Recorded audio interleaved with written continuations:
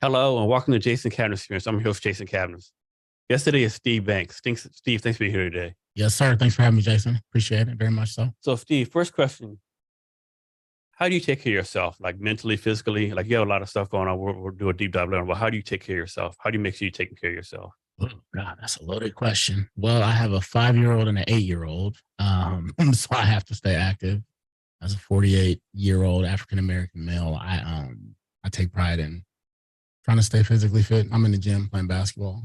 I played college basketball. I played basketball in high school. That's how I stay fit. I'm the old guy at the gym now. I get in the sauna, I get in the steam room. I got to stretch for 15, 20 minutes before I get on the court. That's how I take care of myself. I try to walk. I try to be outside, man. I mean, I don't help like people like I'm 55. There's no way I could have a 5-year-old kid right now. You don't Like, look 55. There's no way I would guess you were 55. yeah, I'm kind of old, yeah. But I mean, I can imagine having a like 5-year kid that you're at that age, right? Yeah, my wife and we started late. I had to order a nanny or do something, right? Oh, well, That's insane. I wish I could. Trust me. Like my wife is out of town today. She has a business trip to I think Los Angeles, somewhere in California. And so it's me and the boys for 2 days. But they're different with her than they are with me. I can handle it.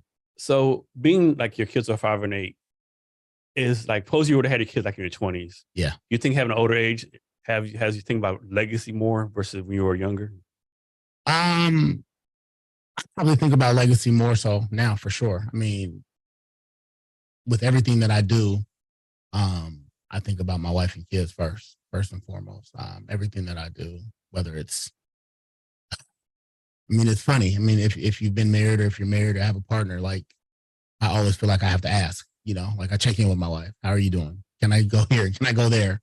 I'm thinking about this idea. What do you think? Getting her input is very important to me. And with my kids, with what's been going on in the world over the last several years, raising two young Black men, I think about their legacy and what I want my legacy to be when I leave this earth, right? And preparing them for, financial success, preparing them for college, just so they have the tools and resources, stuff that I didn't know when I was younger. And no fault to my dad. My dad was a single parent, but he was amazing. My mom died when I was 10 years old. She died of lupus, but my dad was awesome. He was the bomb. He was strict. He held me to a high standard, sent me to private school when I didn't want to go to private school. So legacy is very much so important. So the private school, is that the Bush school you're talking about? I went to the Bush school, yes. And you're actually on the board of the Bush school now, right? I'm a board Can trustee. you talk about the whole Yes. relationship, how you went there and now you're like staying involved with it? Yeah, so I would say in the 80s, late 80s, gangs were starting to really be prevalent in the Seattle area. More importantly, in the CD, the Central District where I grew up, 17th and Union. And my dad was just like, yeah, I have to get you out of this environment. A lot of my friends were turning to the streets. That we had they were like, you can be from 28th and something and you can be from 17th and Union, right?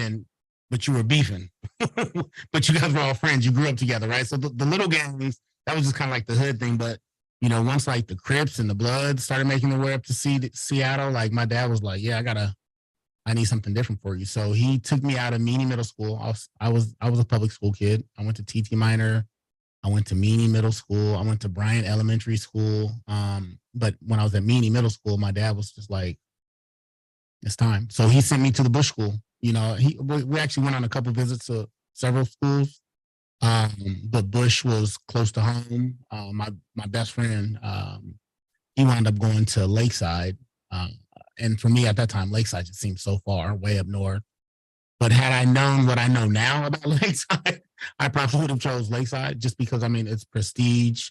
It's a different level of prestige when you talk about Lakeside or when you talk about Bush. But it doesn't take away my experience at the Bush School. My experience at the Bush School was eye-opening. Again, you bring up the word legacy. Going to the Bush School exposed me to stuff that I had not been exposed to, growing up in the hood, growing up in the CD. I remember going to one of my best friends, childhood best friends. He grew up over in the Medina, Hunts Point area. and going over there for the first time and seeing how white folks lived and where I lived, two different worlds, right? His family accepted me and treated me like I was one of their own, but I knew, okay, this is something different over here, right? I'm trying to be balling like this, right? So the East Side growing up, if you were black and grew up in the CD or the South End, like you knew the East Side was different than where you grew up. So very much so important. And the Bush School was amazing. I mean, being on the board of trustees there now is it's come full circle for sure. Is it like a kindergarten or 12th grade school or? Bush is K through 12. Okay. Yep, K through 12. And I started in 7th grade. Okay. Yeah, I started at Bush. And you have to get like take some kind of test that accepted or absolutely. Yeah, you have to take a test. They just want to see where your mind is, and it's back when I went there, it was more, I would say, more of like a college prep type school. Like it was it was amongst the ranks of like the Lakesides. You talk about the university preps. Nowadays, you're talking about Seattle Academy, SAS, but the Bush School is still one of the schools where, we just left a board retreat this past weekend. And one of the things, that kept coming up for me is like the Bush School, it's a special place. And it's hard for me to put on it like what makes Bush special. You have to go and visit it, but it's also not for everybody. Just like Lakeside is not for everybody. UPrep or Northwest or SAS is not for everybody. There's a special type of individual that fits the Bush School mold. And fortunately for me, I was one of those kids. And by no means was it easy. It was hard. And back then, a lot has changed. We now have a black headmaster or head of school, I think is what they call him now, Percy Abram. But when I went there, Bush was very much white. It was white. I mean, I could name on one hand how many black kids went to Bush when I was there. And you'll like recruit people, or is it like this word of mouth? Like how do y'all bring students in?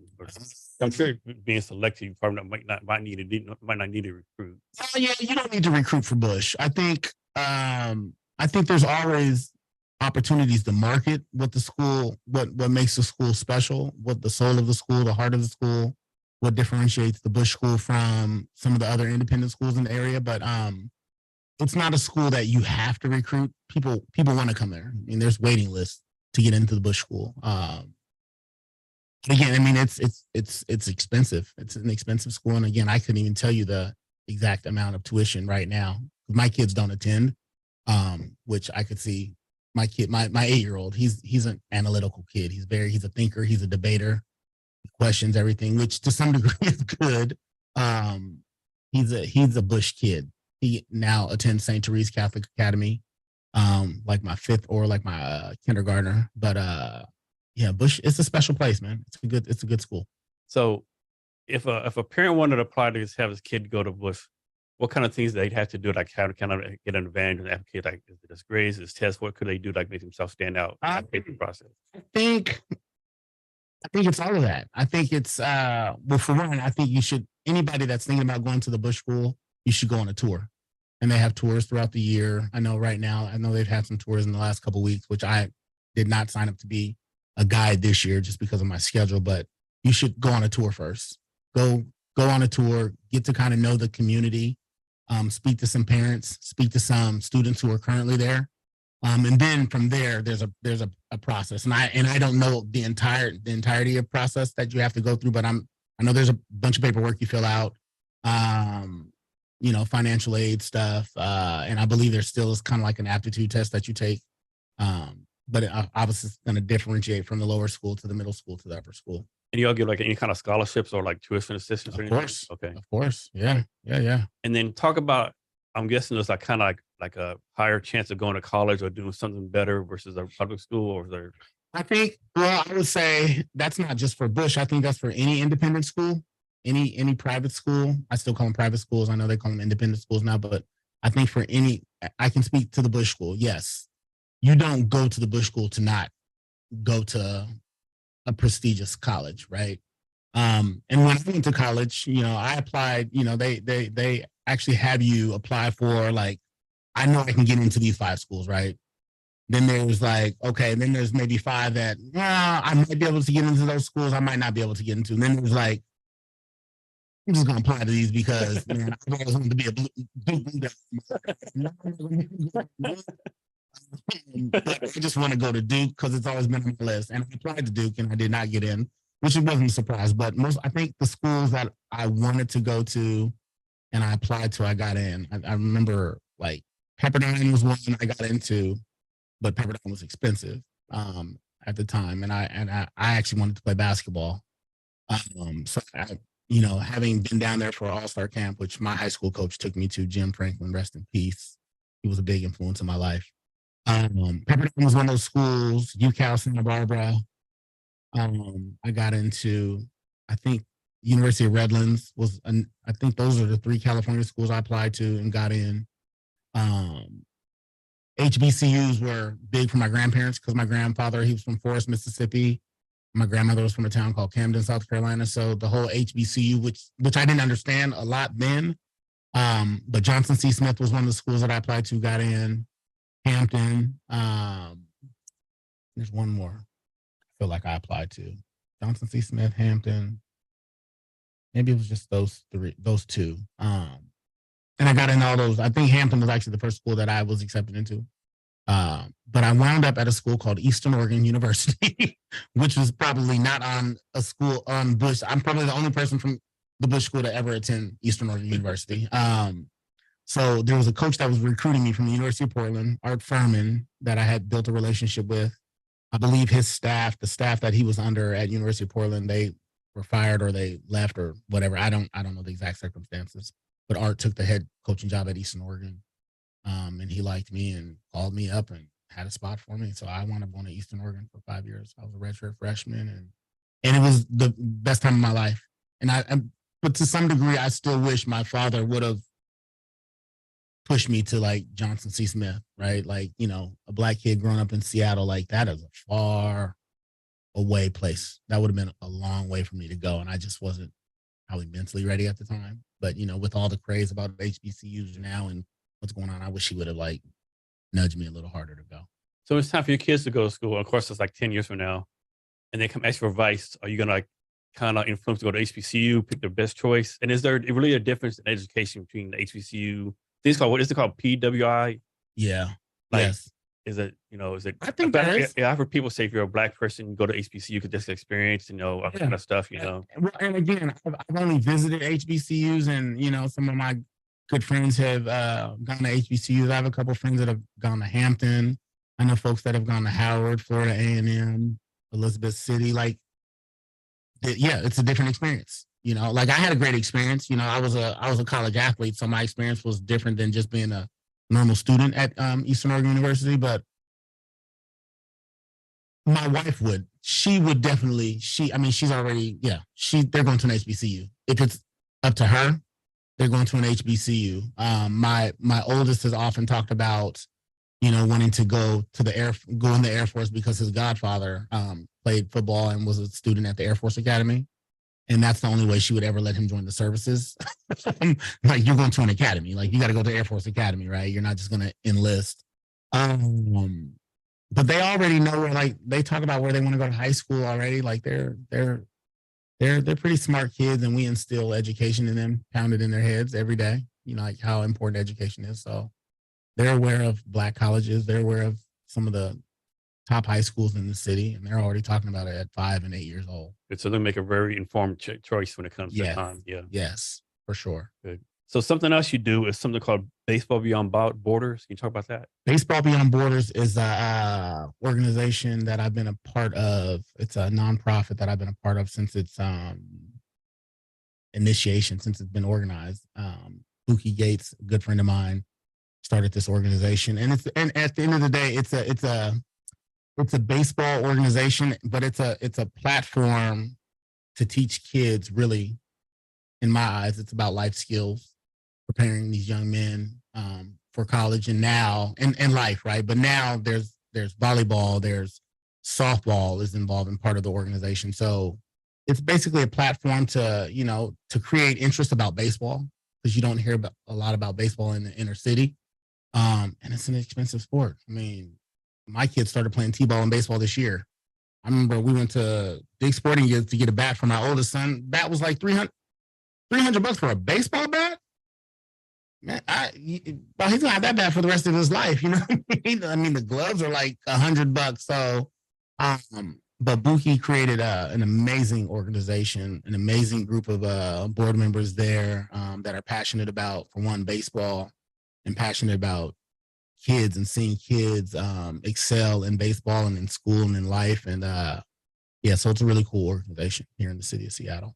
So I don't know the numbers, but back in the day, like there's a significant amount of African Americans playing baseball, right? In Yep. Major League Baseball, the number was like dismally low, right? Do you think is this an idea like it costs too much, or do you think any factors always come back? Oh, baseball is like the old white man's game. Let's go play basketball. Football is more sexy. I think Because in baseball, like you can play like 42, 43, make millions of dollars. you can play baseball forever. I think baseball is just one of those sports where, again, because of its cost, the costs that come with baseball, economically, we just haven't been in a place where we've been able to go. Like, I can't just pick up a bat and go play baseball, right? You got to have a group of people to play baseball with. Versus, And you got to have like a field, right? Got to have a field. You just can't play in the street. No. Well, you can. You can. My brothers and I grew up playing in the streets. I mean, we would, use the four corners, and create a home plate, a first, second, third base, and we would play a lot of wiffle ball in the streets. Where nowadays, a lot of people just don't even let their kids out. I mean, it's a different day and age. But I think baseball is one of those sports.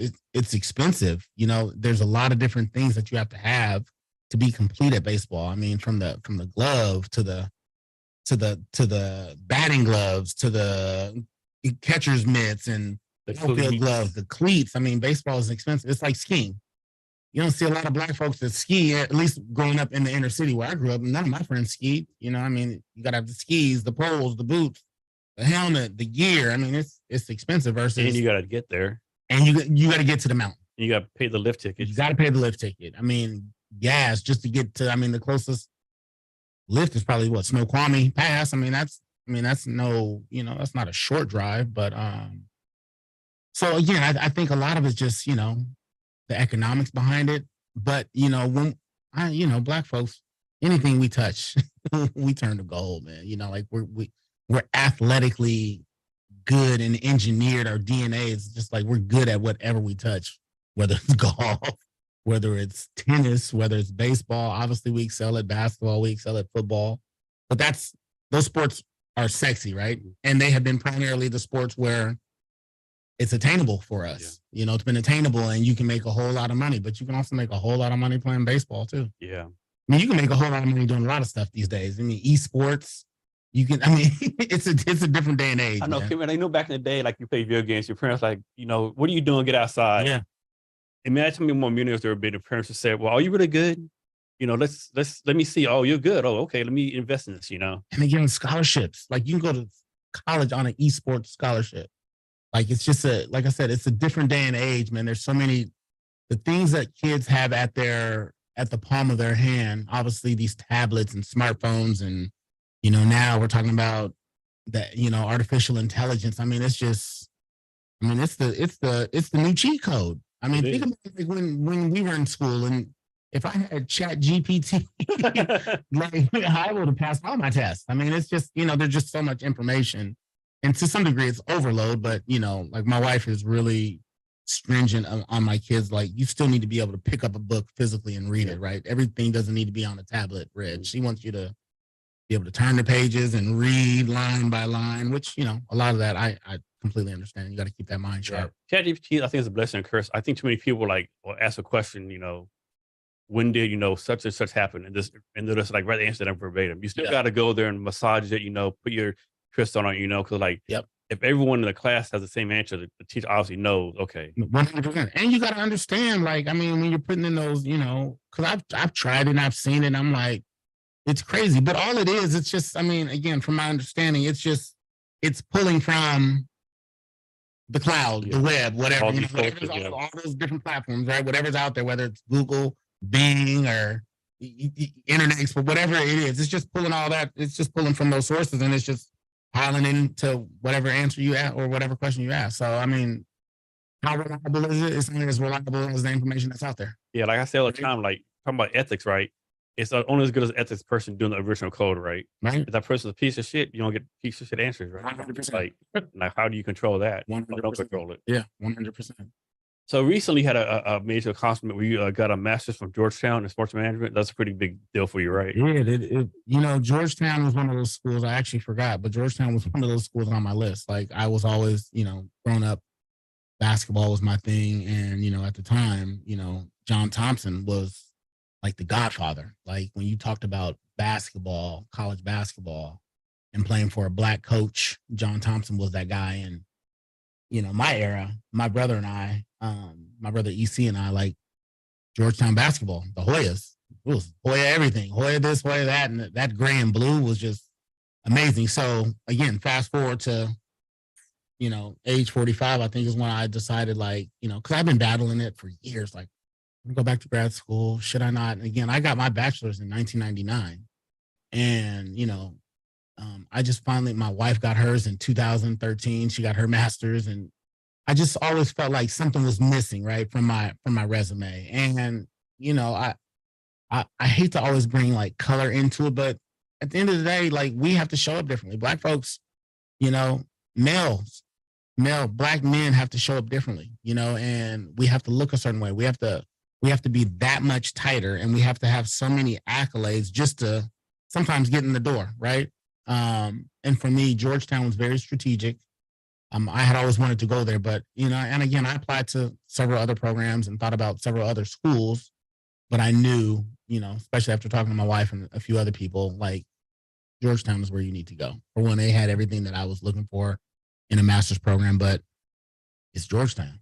And did you actually go there and live there, or was it remote? No. So it was supposed to be like one of those type of programs where you go out there so often, like an executive MBA in sports management industry, but the pandemic hit. So I started, I think it was 2019, like fall of 2019, and then February, boom, everything was shut down. So it was strictly an online program. I'm thinking about all the stuff you miss by not being in person, right? All the networking, Yeah. all that extra stuff. You miss, you 100%. know? 100%. It was tough, especially because I would say, if I had to put a number on it, I would bet at least 90% of the people that were in the program were from the East Coast. So whenever we were working on group projects, I was the guy that I had to be up. Like if they were up at 6 o'clock, I had to be up at 3 o'clock, right? Like it was hard. Like I'm not gonna front. And as a guy that hadn't been in school since 1999, and then to go back in 2019, man, it was hard. I remember my first semester. I think I took an accounting, like business, like a finance class, and I think I literally cried. And I looked at my wife. I was like, I maybe jumped the gun on this one. Like this is, I'm not ready. But I got through it. And it got easier. And then I got spring fever by my last semester when I had to do my thesis, and it was tough, but I got through it. Went to the graduation, so I was actually on campus for the graduation ceremony. I got to meet a lot of the people that I was in, part of my cohort, and it was good. It was cool being out there on the campus, seeing all the Black folks, white folks, Asian folks, just seeing everybody and what it means to be a Hoya. And now I'm part of that community, and my wife always talks shit about me because I'm like, she's like, oh, so you're not an Eastern Oregon Mountaineer anymore? Like, you don't represent Eastern Oregon anymore? I'm like, I will always represent Eastern Oregon. This is Georgetown, right? It's a little, more prestigious. Yeah, for sure. So now I just, my goal is to, and then actually this year, like I need to get connected with like the Black Alums Association out there, and get tapped in with the sports industry management program, because I know there's probably some folks out there, because a lot of people were really impressed with my resume. I was probably one of the older people in the program, but it was good. I'm glad I did it. I have no regrets. I'm glad I did it. Yeah, a lot of people don't know this, but the Army, like if they really you're like a really good captain, like top right, they send you to Georgetown for 2 years to get a degree and stuff. I can't remember what it was, but I might be making this number up. But those people get the master's degree from Georgetown from the Army. Yeah, 90% of them go to make general. Really? Yeah, it's really exclusive. But 90% of them go ahead and make general, right? That's The dope. 2-year program. Yeah. Yeah. So Georgetown's really up there. Georgetown is up there, man. Yeah, I love it. I can't wait to go back. I haven't been back on campus since I graduated last year, but I'm hoping to go back soon. So the next one, let's suppose your kids are getting ready to go to college, right? Yep. Like throw you a curveball, like, hey, parents, like, I know you want us to go to college, but we want to take a year break, or we want to start a business. Mhm. We want to do something else. What do you think your reaction is going to be? My reaction would be, cool, what's your plan? I have no qualms about my kids not wanting to go to school right away. Like, here's the thing, you're gonna go to school or you're gonna do something. Like, you're gonna get a trade, you have to do something. You're not just gonna sit on your ass and be watching YouTube all day, or, again, it has to be meaningful, it has to be impactful. And when I say impactful, it has to impact their lives, because this is your life. I mean, you're now a young adult, and mom and dad are not going to be supporting you for the rest of your life, right? Like, so you have to, I would say the most important piece is they just got to have a plan, but I wouldn't be opposed to that. I think too many parents nowadays say you have to go to school no matter what, right? Mm-mm. And I don't. Some people don't realize like what college has increased by 10,000 billion% of costs. Like it's insane, right? College is expensive, man.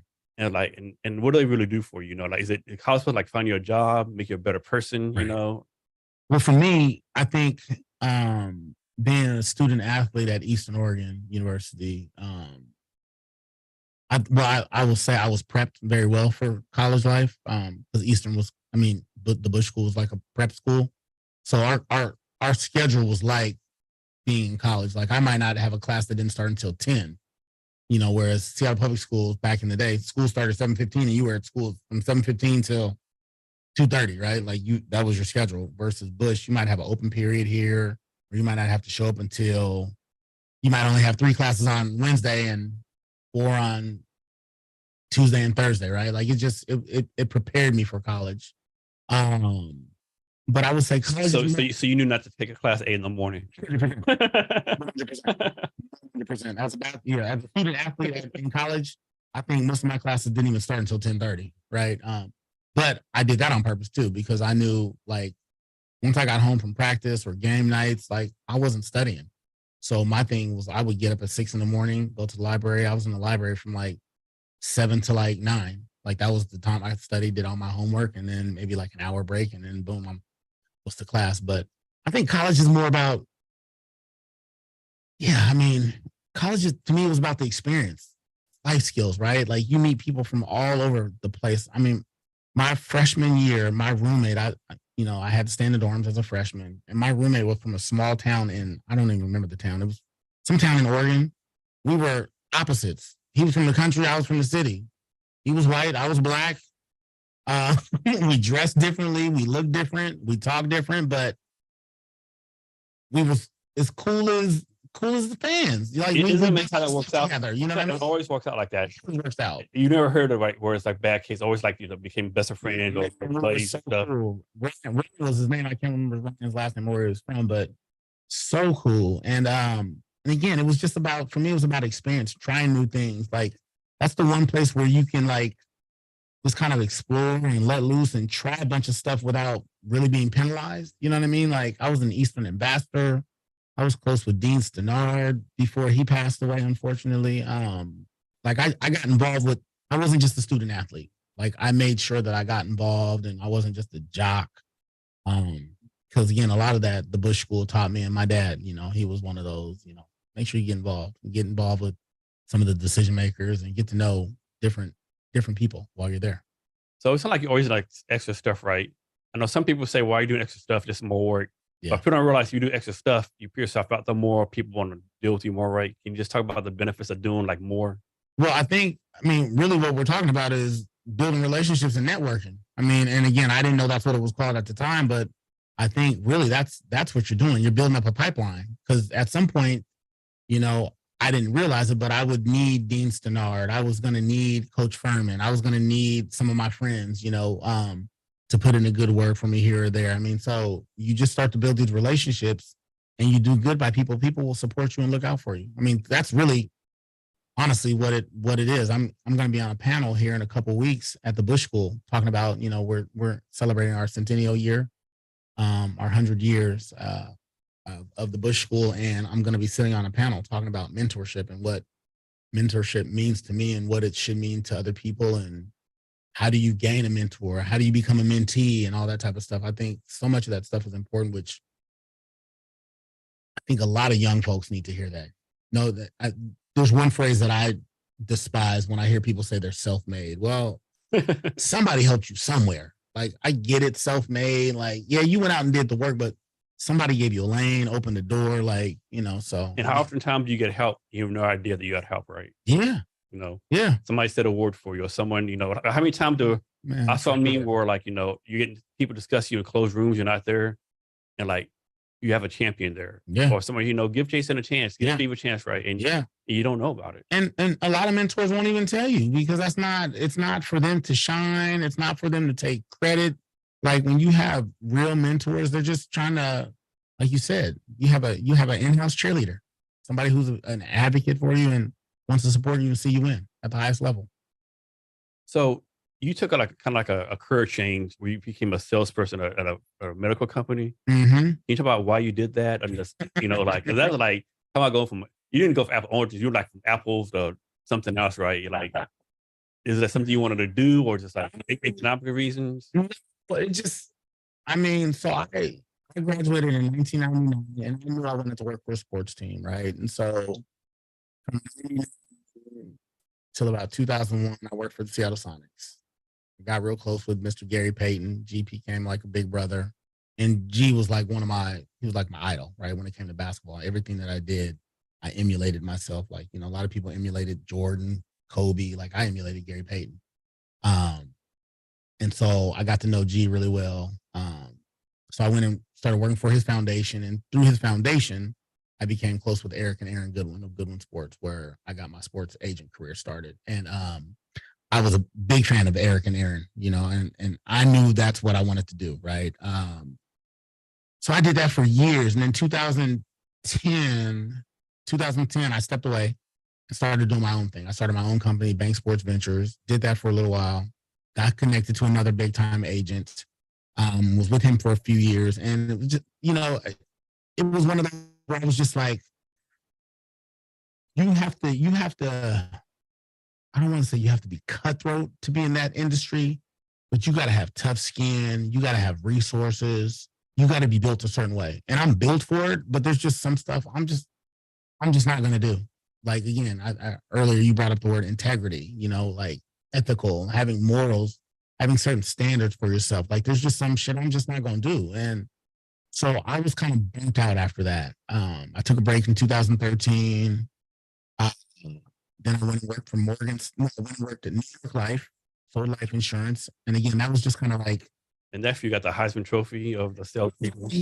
I forget the name of the award, but I got a really big time award where I was honored in front of like thousands of people at our President's Council meeting in Miami.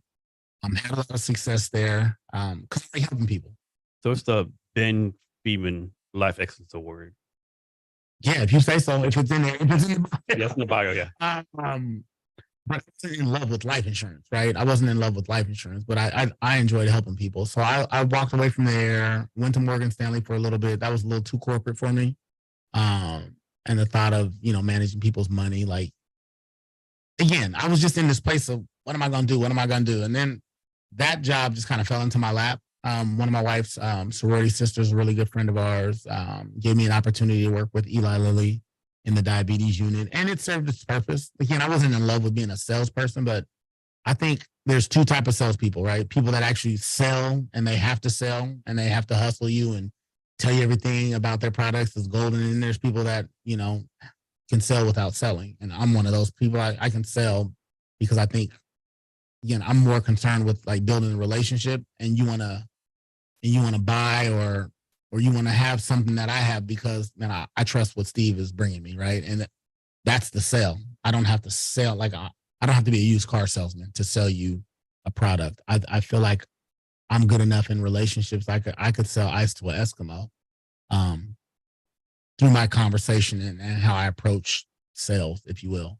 So I worked at Eli Lilly for, I think, 2.5 or 3 years. And again, it served its purpose, but I wasn't in love with it. It served a purpose, So, a lot of Seattle's a big startup community. A lot of startup founders, they'll build a product, code it, tech, whatever. Yep.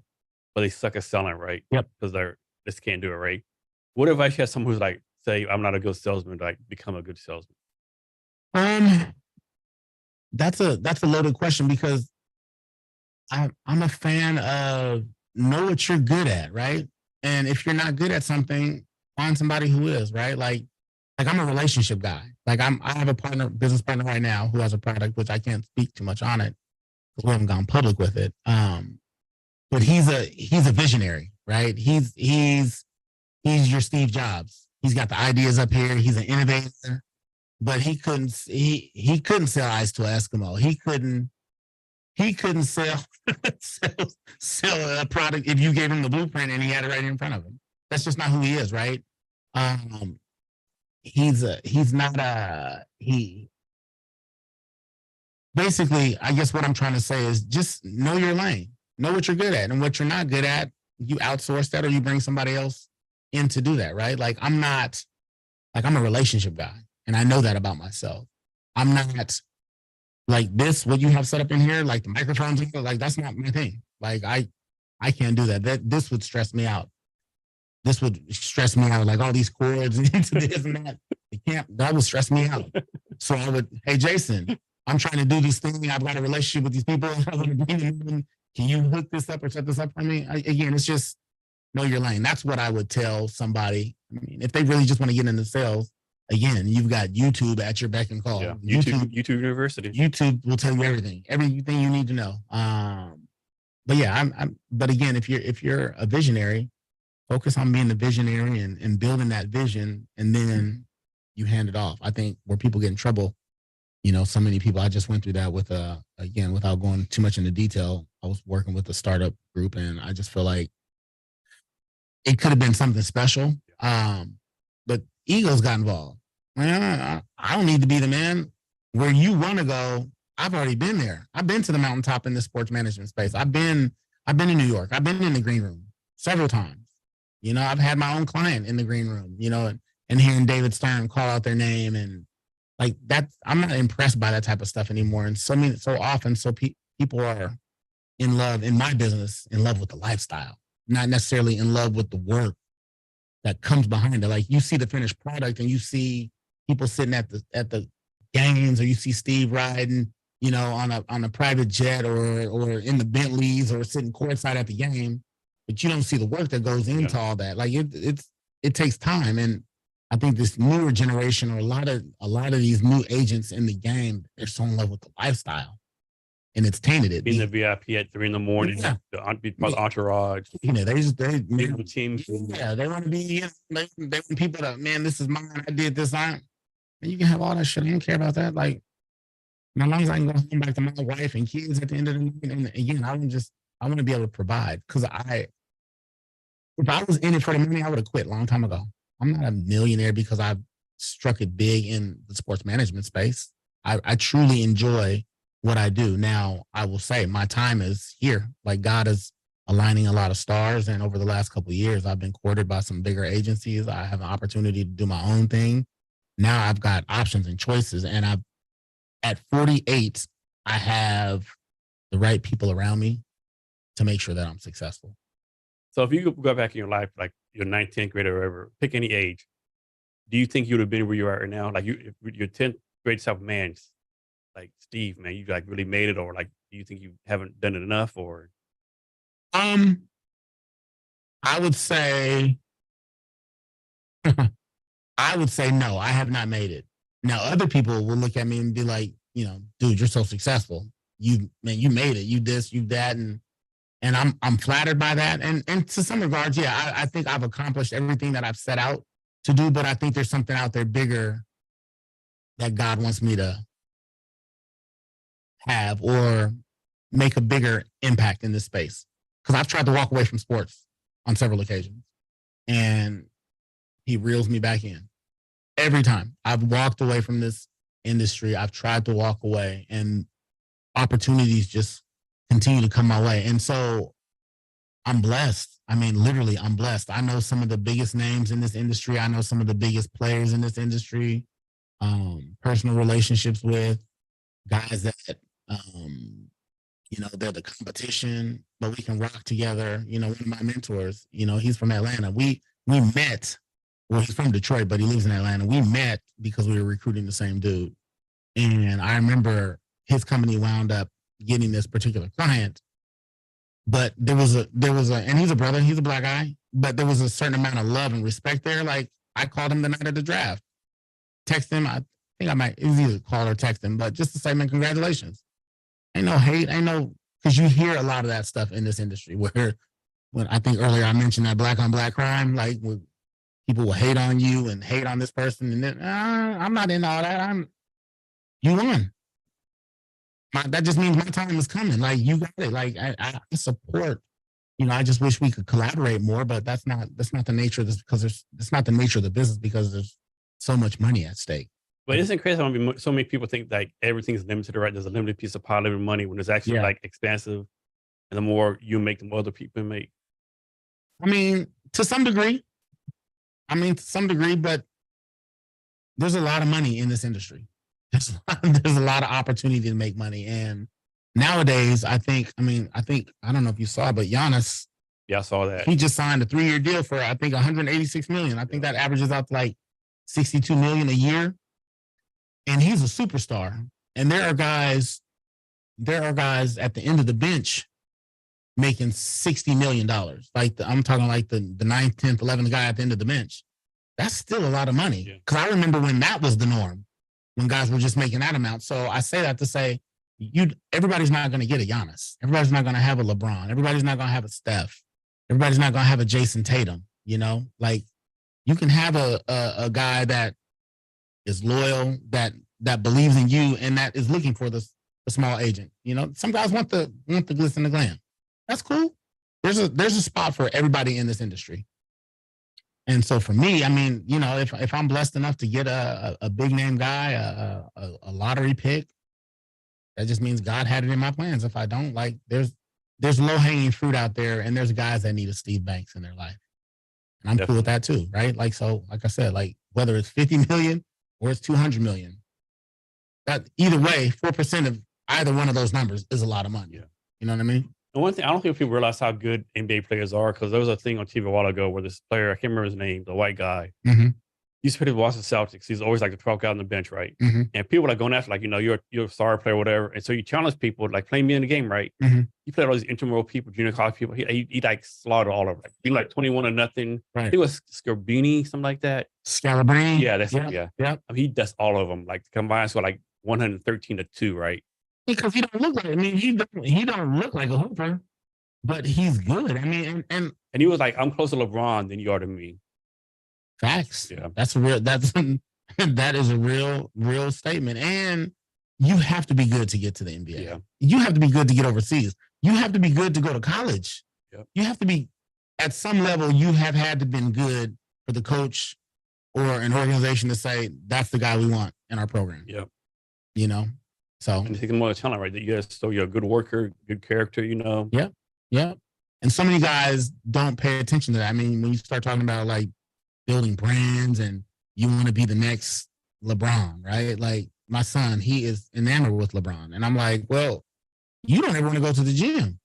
Like LeBron been working at this for a long time.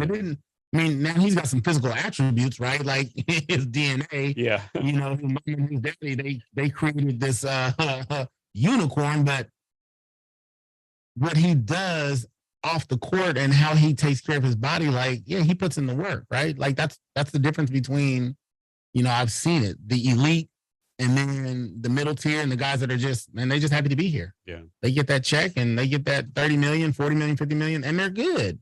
Then there's the guys that are the 200 million guys. Those guys stay in the gym. They understand that they have to strike while the iron is hot, and they understand the harnessing of their opportunity while they have it, because the opportunity is not always going to be there. No, and doesn't LeBron like spend like $1 million on the body every year or something like that? Yeah, I'm sure didn't do it back in the day, but now Right. like all the education out there, you know. For sure. But why not? You know, like I mean, of course you're gonna afford it, and it's like making your career last longer, right? Which is why he's in the conversation. Michael Jordan or LeBron. Yeah. Like that. I mean, he's like that's the conversation. 38, averaging 30 a game. You know, like He's still one of the best. Still doing it at a high level right now. insane the stuff he can do. Dude is I mean, LeBron looks like he can get on the football field right now and Oh, hit yeah. somebody. Definitely light somebody up. Yeah. I wouldn't go up against him. Not me. Yeah. So you talk about branding. Talk about, especially now with the things called name, image, and likeness in college sports, the importance of like college athletes knowing the importance of branding even now versus, I think Deion Sanders was the famous one. Like, I think the story is like an agent showed him the salary for cornerback. He said, "Oh, I can't have this." He started like branding himself, doing prime stuff. You talk about the importance, like athletes, maybe not to an extent, but like, okay, this is your name and likeness. You need to, make yourself worth something, so to speak. The name, image, and likeness for me, like I'm not an expert in the name, image, and likeness. So I want to put that PSA out there right now. I love the fact that these athletes, these college athletes, and even in some states, high school athletes can get paid off of their name, right? I love that. But unfortunately, I think the NCAA jumped the gun too fast. And when I say they jumped the gun too fast, I think there weren't parameters around what that means, how I can use my name. And it's just wide open, right? Now, some people like are really winning. I will go to Angel Reese. Angel Reese, who plays for LSU, won the national championship.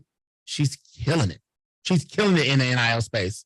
I think the last thing I saw, she was like, her NIL valuation was like at $3 million. If I'm Angel Reese, why? I'm not going to the WNBA. The WNBA is going to be there.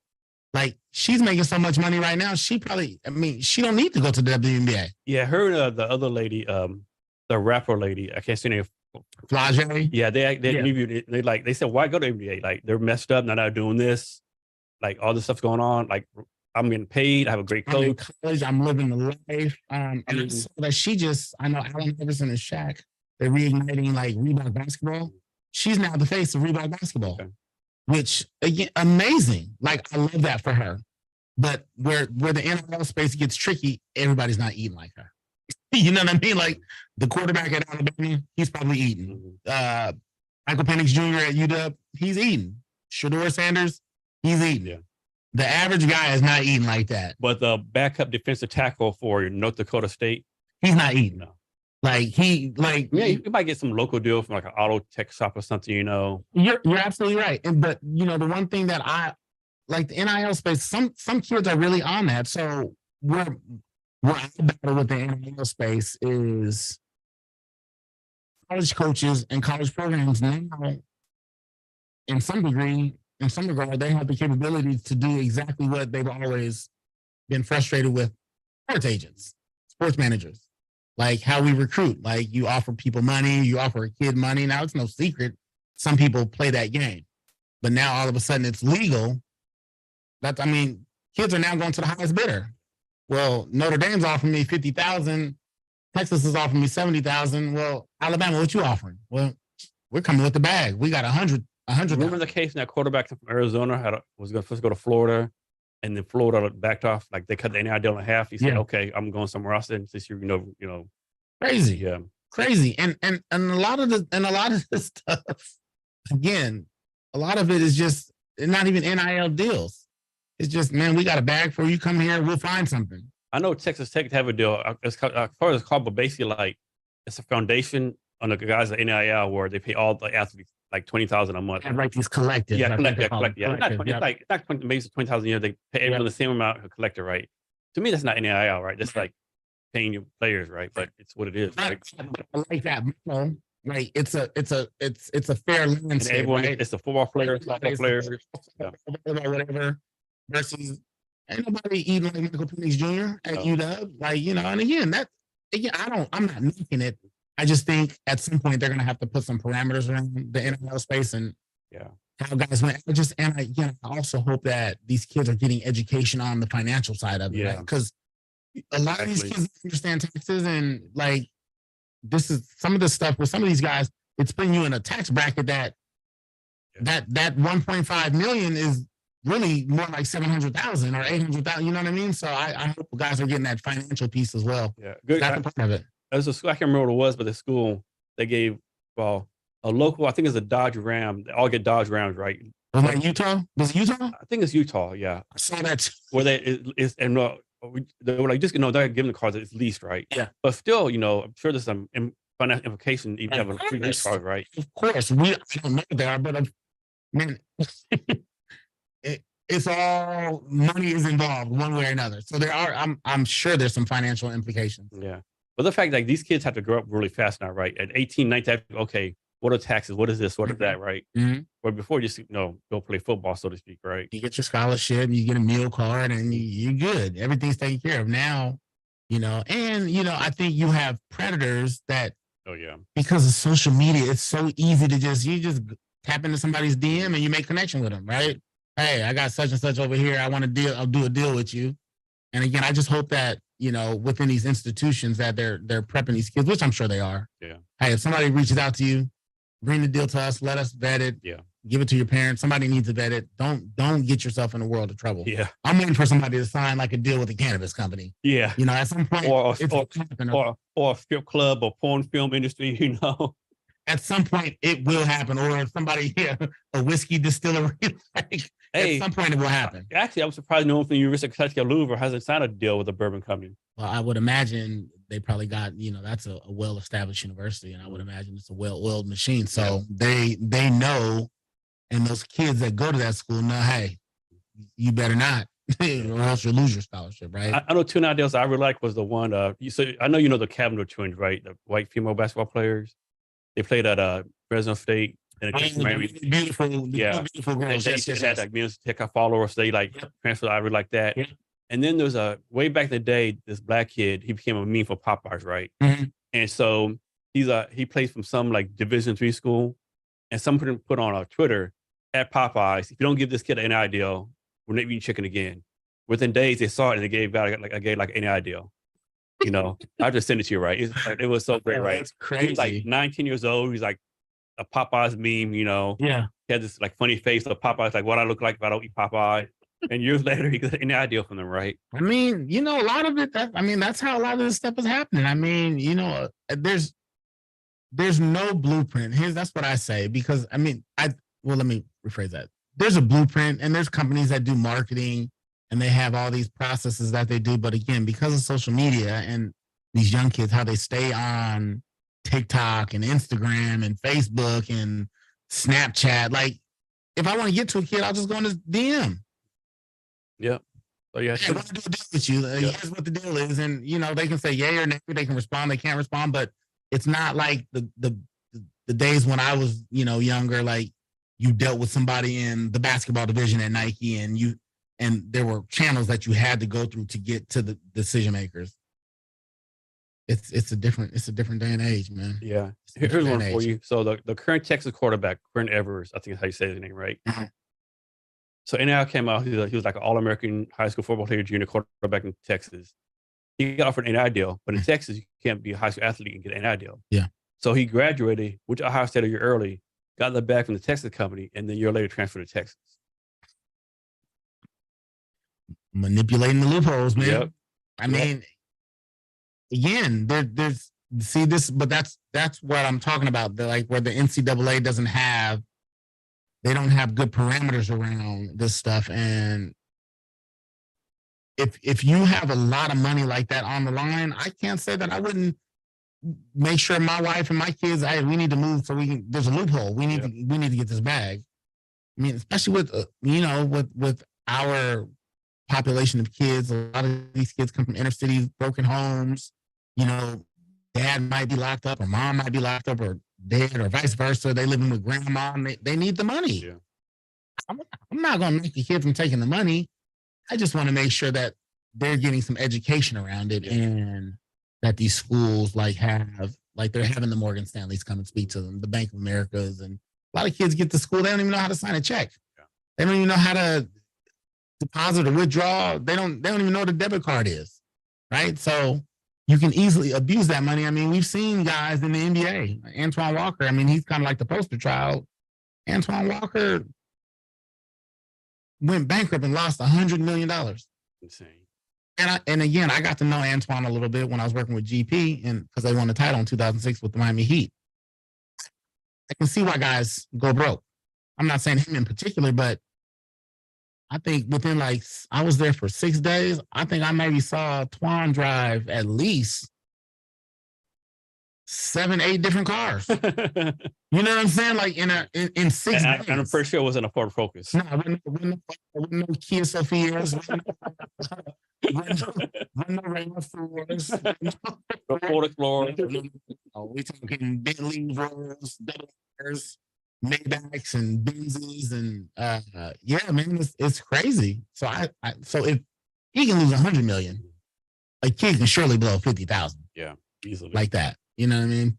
$1 million. The only thing kills me, and now you have all these people talking about, they're only in it for money. Well, what do you think, right? But you have these coaches that make all this money, schools making millions of dollars, and you like criticize these kids for chasing money, so to speak, right? Everyone, like Deion Sanders said, everyone's chasing the bag, right? I mean, all these conference, Washington, Oregon, going to Big Ten. They're not going because I just don't like the Pac-10 anymore. The Pac-12, they chasing that bag. Yep. That's okay. Like I said, But you criticize the kids when they want to get a deal. Yeah, because the scholarship is enough. That should be enough. There's a lot of people that think that they're getting free room and board and that should be enough. But why? They're the ones, again, out here on the front lines, blood, sweat, and tears, playing. You coming to the stadium to see them. You ain't coming to see the coach. Oh, no. You're not coming to see Nick Saban. You're not even coming to, well, I guess in Colorado, you might be coming to see Deion. But eventually that will wear off, right? Like you want to see the program and you want to see these young men and women in these different positions and in these different sports. You want to see them excel. So I'm not opposed to it, man. I just, at some point it's, and again, I'm not the only one that thinks this. There's a lot of people that think it's out of control and there's so many different platforms and everybody's talking NIL. But if you could ask 10 people the same question about NIL and you'll get 10 different answers. So to me, and the rules have always been the same, right? I think didn't the coach from Michigan get suspended because he bought somewhere a hamburger or something, or something like that? Yeah, but that's where it gets tricky because the state laws are different.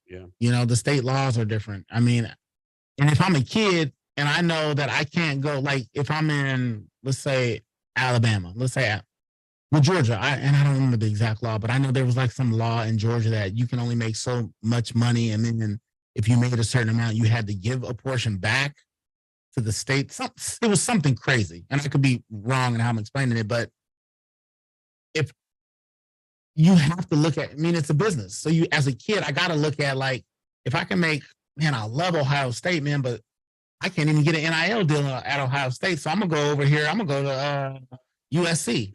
So I know I can make the money over there. There's just so many different things that, again, you said these kids got to grow up fast and they have to make the right business decisions, and they don't always make the right business decisions. And now I think the waters have even gotten more muddier with adding this NIL space because kids are not necessarily going to the schools for the right reason. They're going for that bag. And again, I'm not knocking them. I get it. Do I go to this school for 50,000 or do I go over here for 250,000? I'm going. Because I might not make it to the league. I might not make it to the next level. But I can go secure this right now. 250 is a lot of money regardless. That's a lot of money, man. That's a lot of money regardless. A freshman in college, that is a lot of money. Every day I go on Deion, I get his alerts on my Facebook page, and every day somebody's showing up to the University of Colorado with a new diamond necklace. They got I've seen him and his whole family eating off the Kentucky Fried Chicken commercials. He's still doing the Aflac commercial. They're winning. I get it. I get it. It's awesome. But the reality is everybody's not eating like Shedeur. Everybody's not. So I think there's this misconception that if I go to college, I'm going to eat, because I get that question. Well, man, if you represent him, are you going to be able to get us an NIL deal? Well, what's more important, just getting you a random NIL deal or working on your craft so you can get to the next level? Yeah. Because while you're here, I don't think you should be focused on an NIL deal because ultimately you told me you want to get to the league. You want to get to the NBA. Well, be the best player so you can be in that lottery next year or be a first rounder and get some guaranteed money. You ain't going to be thinking about no NIL deal in a year from now. You know what I mean? So it's murky waters. I always say if back in the day, they would just give all these players maybe $1,000 a month, $5,000 a month, NIL will never happen, right?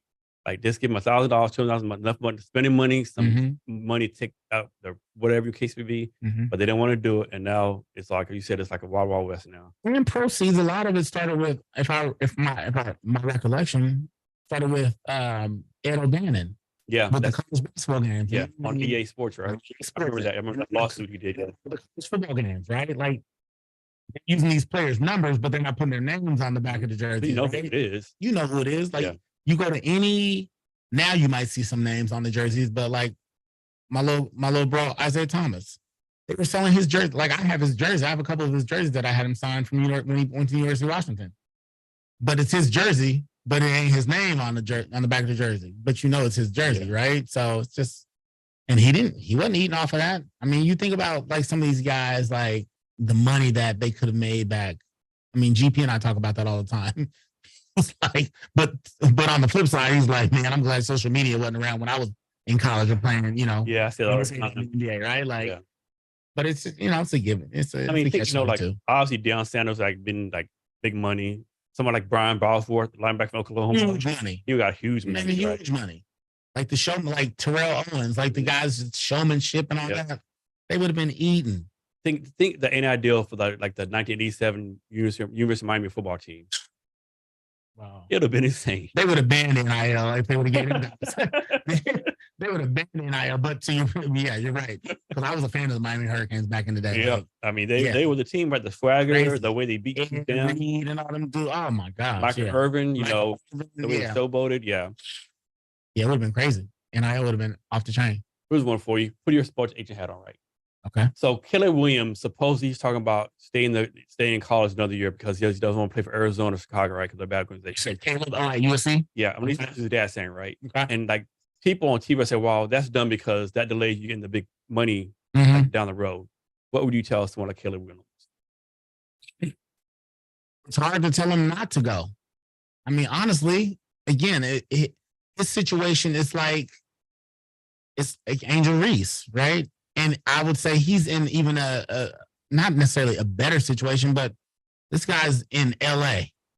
As a coach that likes him, the coach get along, you know, has a good system. On TV every Saturday. He's in LA. He's a Heisman Trophy winner. Like he's making good money. Like, why leave and go to like a downtrodden organization where you know your career's probably gonna get destroyed? Right. And but here's my thing. It's his choice. Yeah. And he has a choice now. He has a choice. Like, he don't have to 10 years ago, he would have had to come out, but now he don't have to. he does not have to come out. And I think this is where I think sports, a lot of the decision makers, the people with the bag, with the money, they don't like that these athletes have a voice now. They really don't. I think we saw that during, a lot of that inequalities and injustices going on, with the George Floyd stuff. And I don't remember the lady that said it, but she basically was telling LeBron and those guys to shut their mouth and just stick to basketball. Something like this dribble. She's like, that, yeah. a senator or governor or something like. Now she was one of the Fox News anchor ladies. Yes. I think I remember her name, but I know exactly what you're talking about. Like, we got voices now. Like these dudes, hey man, I'm gonna stay in school because the Arizona Cardinals are crap. Mhm. Like, why would I go there when I could stay in school another year? I'm in LA. I know we're gonna be playing some big games. We're probably, on the verge of, at least have opportunity to get to the playoffs every year. Mhm. I'm not leaving. So I mean, I would just tell a kid and his family, let's do our due diligence. If I'm representing a kid, let's do our due diligence. Let's talk to the decision makers. Let's talk to the NCAA. Let's see where you're at on the draft boards. And if it makes sense, like at the end of the day, you got to make a plan. You got to have a plan.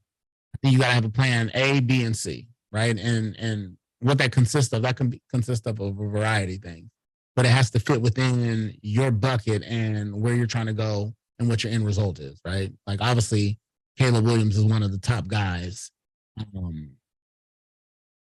in college football, but he has to weigh like all the guys coming behind him, Yeah. like where those guys stand and where they stand on the draft boards. And so there is an injury risk, right? There's an injury risk, right? Mike blows his knee out. But again, now you can buy London's insurance. You can insure your body. So if you do get hurt and where your value would have been, you probably potentially still get paid out that money. I mean, End of the day, what are we talking about, Jason? It all stems around money. Yeah. It all comes back to money. So, you know, So back to the Gary Payton Foundation. That like that's just like a nonprofit that you ran for the him. nonprofit that I ran for GP, yep, when he was here in Seattle. One of our big, we worked with the Boys and Girls Club, the Rotary Boys and Girls Club here in Seattle. Gary was a big part of that. Big Brothers Big Sisters, they were one of our benefactors. We did a lot of stuff with them. My favorite was probably the Ronald McDonald House.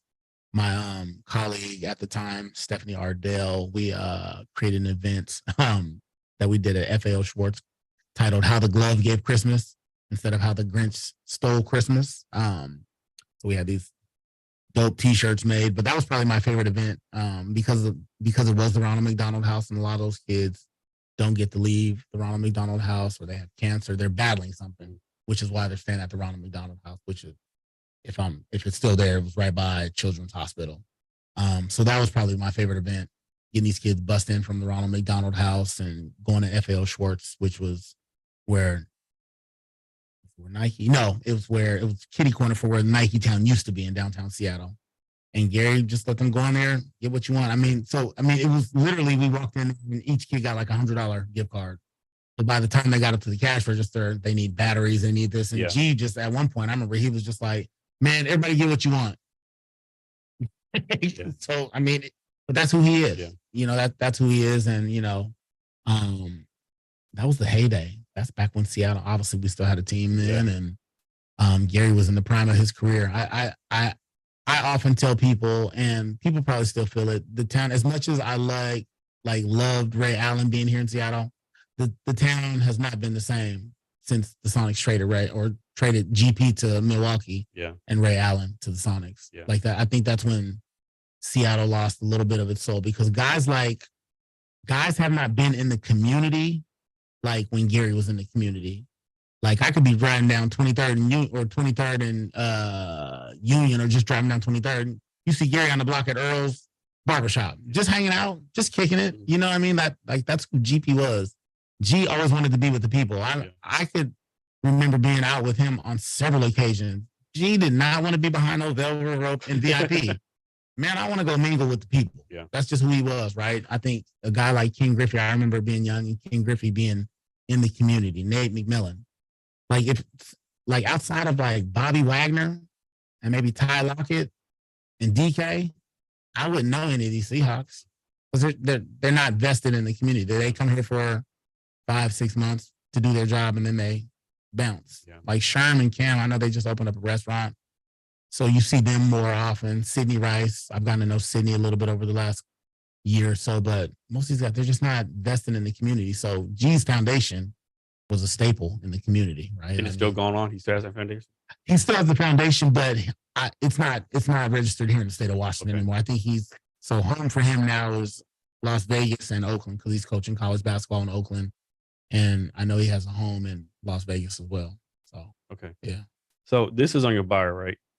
And this is something you said: being able to incorporate my values, standards, morals into my work are what truly drives me to lead. Mm-hmm. Can you talk about what that means to you? You know, something I say to my kids every morning before I drop them off, like every morning. One of the vice principals from last year used to say, "I'm going to steal that from you, Steve." I always ask my kids, "Where do you lead from?" They say, "The front." So, "Do you lead from the back?" "Nope." "Do you lead from the side?" "No, Dad." "You lead from the top?" So I try and throw them off a little bit and then think about it. "Well, yeah, you can lead from the top, but isn't that like the front?" I'm like, "Yep." "Where do you lead from?" "The front." And so my way, you know, as a sports agent or sports manager or just somebody like in general, like my way is not always sexy. And I would say to some degree, I maybe even get myself in trouble sometimes because I speak too transparent and I tell too much of the truth. And that's and again, I'm not perfect. That's one of the things I need to work on, especially, you know, with this younger generation. You can't give them too much. Like you can, one of these kids might cry on you if you tell them too much of the real, right? But I think a lot of that just stems from how I was raised. I was raised to speak the truth. I was raised to, you don't have to kiss nobody's ass to get ahead in life. Work hard. work hard, harness your relationships, always be good to people, don't burn bridges. So that's when I talk about leadership and, like having morals and standards, like there's some stuff in this space in particular, excuse me, as a sports manager or, in the agent space, there's just some stuff I'm not willing to do. That some people are, and I don't knock them for that.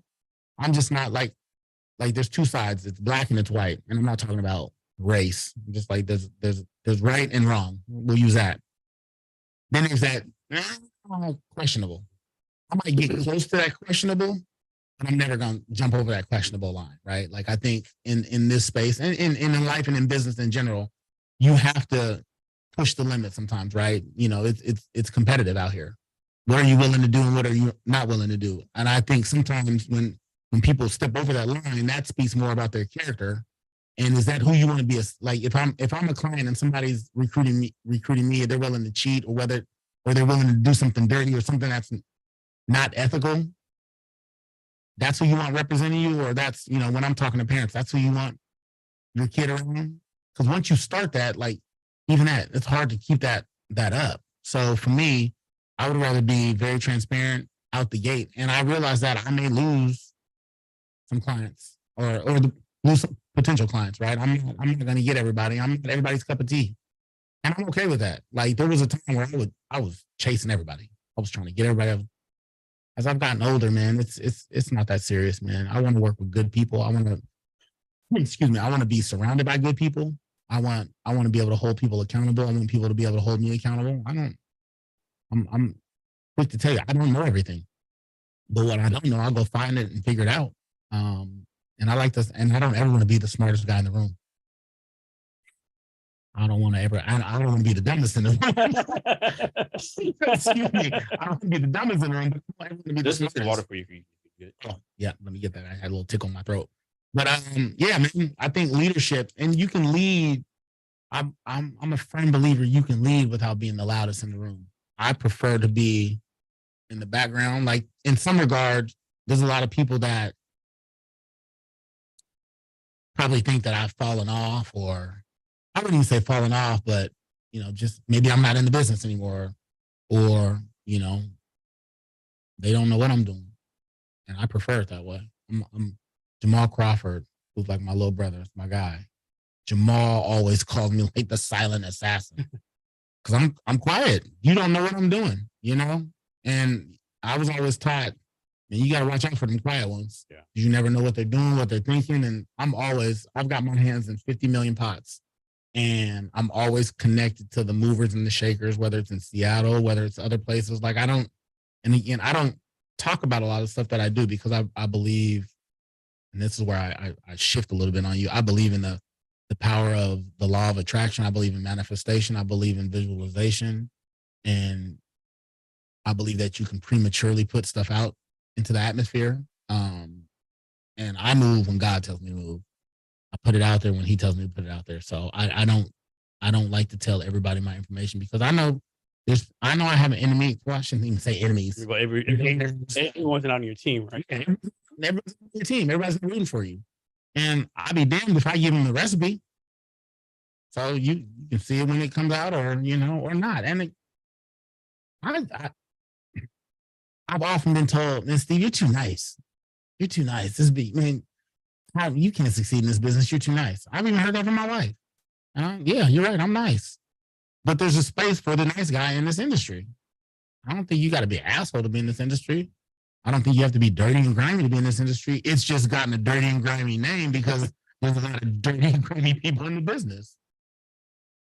So talk about this, right? So Steven Jackson, this former NBA player, he has a podcast. There's like 3 or 4 people on the panel, right? Mm-hmm. I saw a clip the other day where they're talking about where when Black athletes make it, so-called make it, Mm-hmm. they have to pay it backwards. They have to take care of their parents, their sisters, buy my house, the cars. Mm-hmm. For white athletes, they pay it forward, right? And they talk about how that whole thing, like, it's kind of wrong. Like, you shouldn't have to take care of your parents, right? Mm-hmm. Or pay it back. Can you talk about that difference? Or is that even a thing? I don't know. I don't know if that's a thing. I don't know if that's a thing. That's interesting. I mean, I think in Black families, I think that there is some expectation maybe it is a thing. I think there's some expectation that, you know, Black families feel like, you know, because everybody's trying to get out the hood, you know, and then there's some, I know some Black families that like, they want what's best for their kids. And they're not looking for a handout from their kids, right? And then there are some that they expect, like when my son signs that big check or when my daughter signs that big check, yeah, man, I need my cut. I'm not saying it's right. I'm not saying it's wrong. I just think there needs to be more discussion within the family. Like, hey, you're going to probably come into a lot of money. And before you get this money, let's talk about what that looks like. Yeah. Like that, to me, that's a family thing. Like that stuff needs to be discussed behind closed doors. It's like it might put like undue pressure on the athlete, right? Yeah. Like if this is his job, like why do I now have to kick you back just because, and to me, it's all relative. Like if your job, Dad, like you worked at the steel mill, I wasn't expecting you to kick me back because you work at the steel mill. Like you owe me some of your money like you were putting the food on the table, you were doing this, you were doing that, like because you're my dad. Now, me as the child, you put me in a situation to better myself, right? Like, why do I owe you for that? That's what you're supposed to do. You saw I had a talent. You had me in the gym or you had me on the field. You had me in the baseball diamond, working out, doing this, doing that. And you put me with the best trainers because you saw something in me. And I told you, Dad, this is what I want to do when I get older. I want to be a basketball player. So you tried your best to provide me with the best and it worked out. Why do I now owe you for that? Like, so I could see where the clash can be, but I think a lot of that stuff just needs to be discussed and hashed out behind closed doors. And so often it's not. And then, you know, you hear about guys not taking care of their boy or whatever. It can get messy real quick because we too focused on money. Again, we come back to it's always about money. Well, like, I can't remember what it was, like some rapper, I can't remember his name, but his young little sister got graduated from high school. Uh-huh. He bought a Toyota Camry. He got slammed. Like, not buying like a fancy car, like buying a Benz. I'm like, you're like, what? Are you kidding me, right?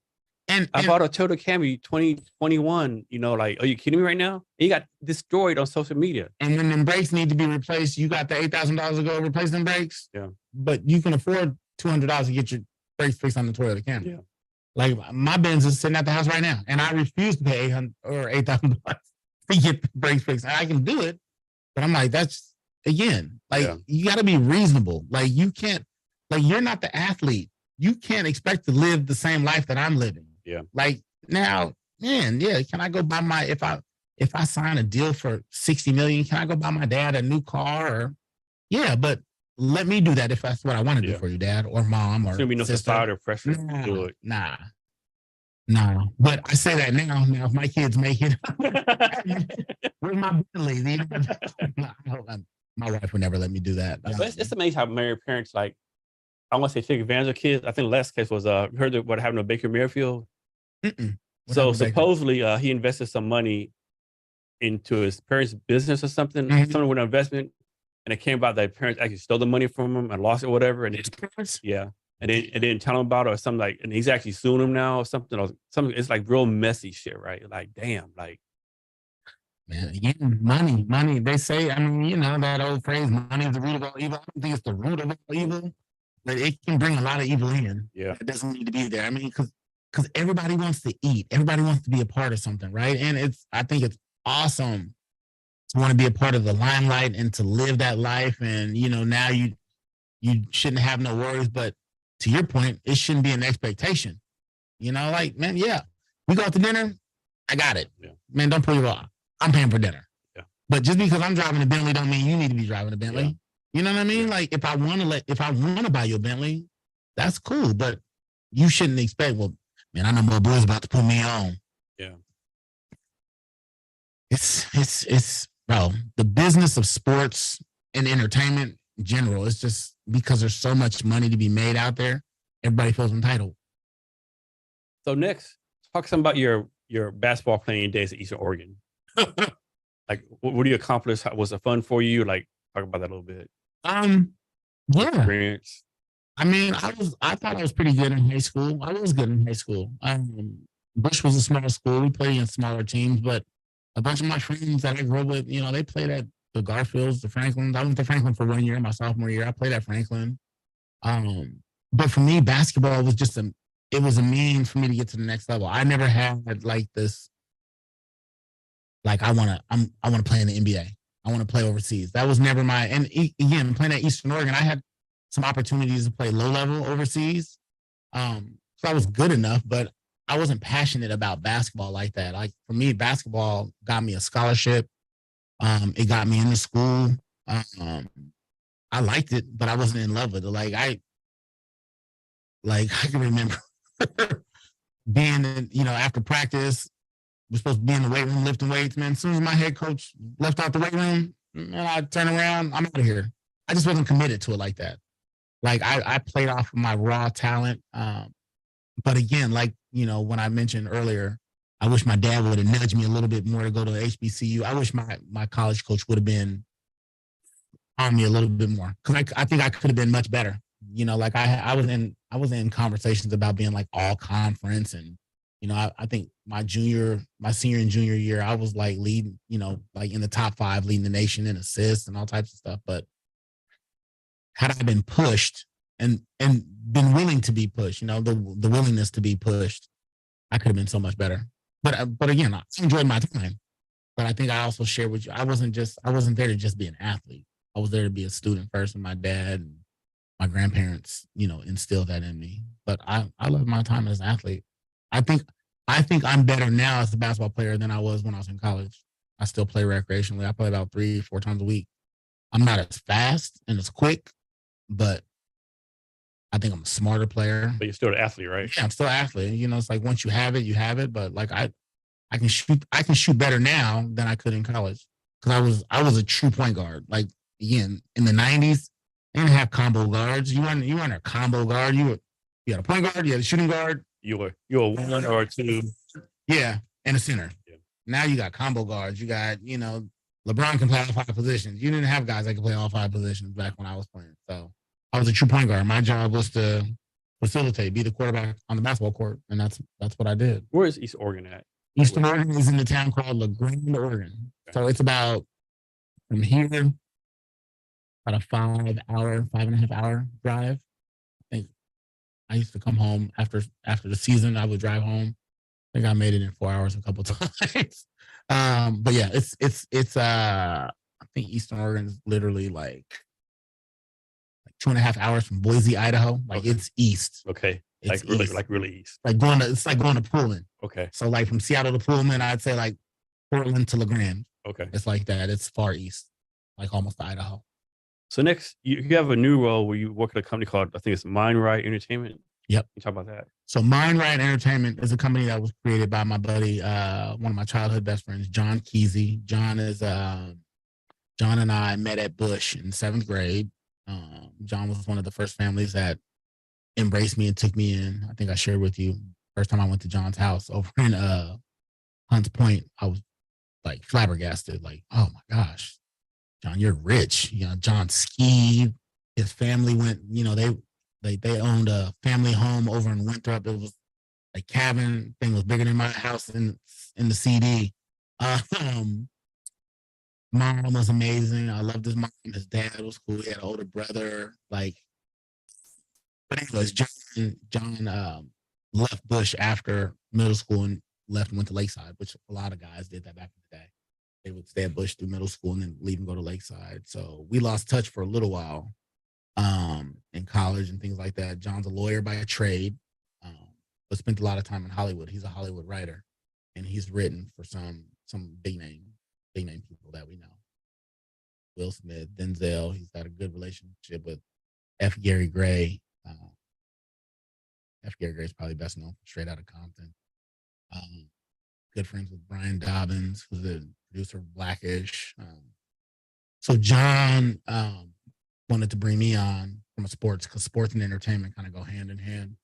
And with my access in sports and some of the people that I'm connected to and some of the projects that he's working on, it just made sense for me to come on. So I'm head of sports content and kind of DEI stuff there, just to give our people access.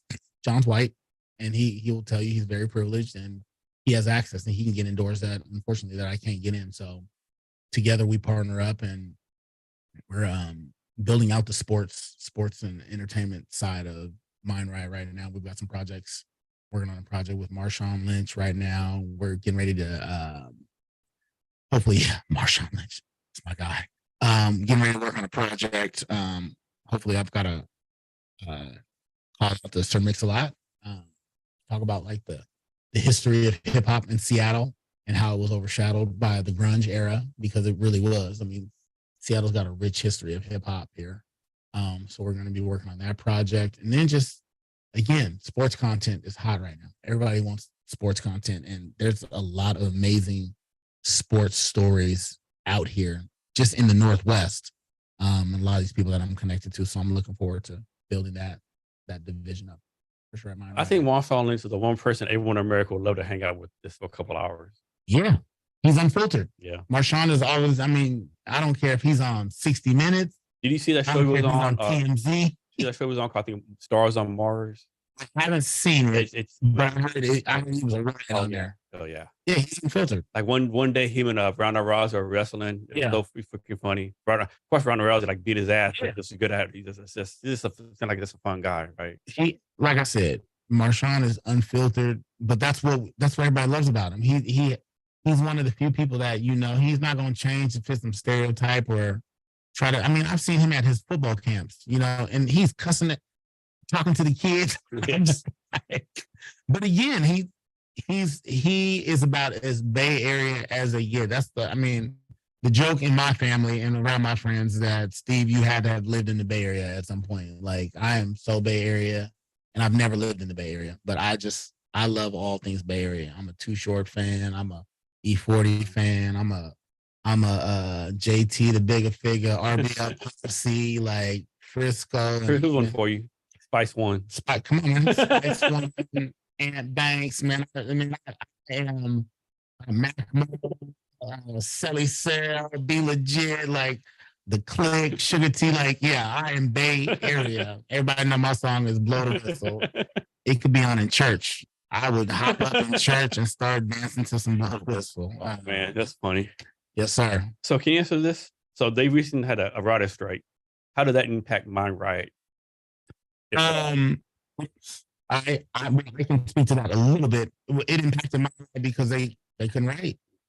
I mean, they couldn't write, and the actors went on strike. I mean, everything was halted. So that's when a lot of like unscripted stories came into place. Unscripted meaning like documentaries and like reality shows. And we started talking about a lot of that stuff, just kind of how to put a lot of that stuff into play, which I think why sports content just kind of started to blow up during the strike. But that's really what it meant. Like, John, as a writer, he couldn't write. Yeah. He couldn't write. I mean, people could call him and talk to him about stories, and he would even have to be very careful and have to talk to his lawyers and his representation.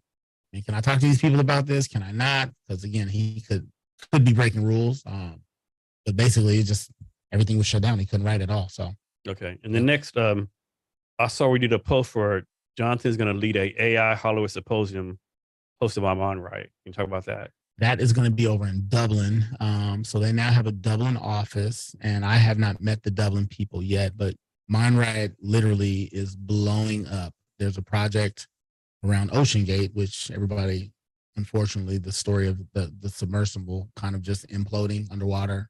John was connected to Ocean Gate, the Ocean Gate people. And so there's a story that's going to come out about that. He's got his hands on a variety of different projects with Mind Riot.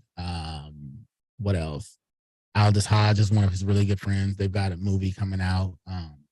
Again, John can, and all these people are going to be in Dublin, or they're going to be on Zoom and calling in to talk during this symposium. I know there's some other big names that he's working on right now. Norman Lear is a name that you might know.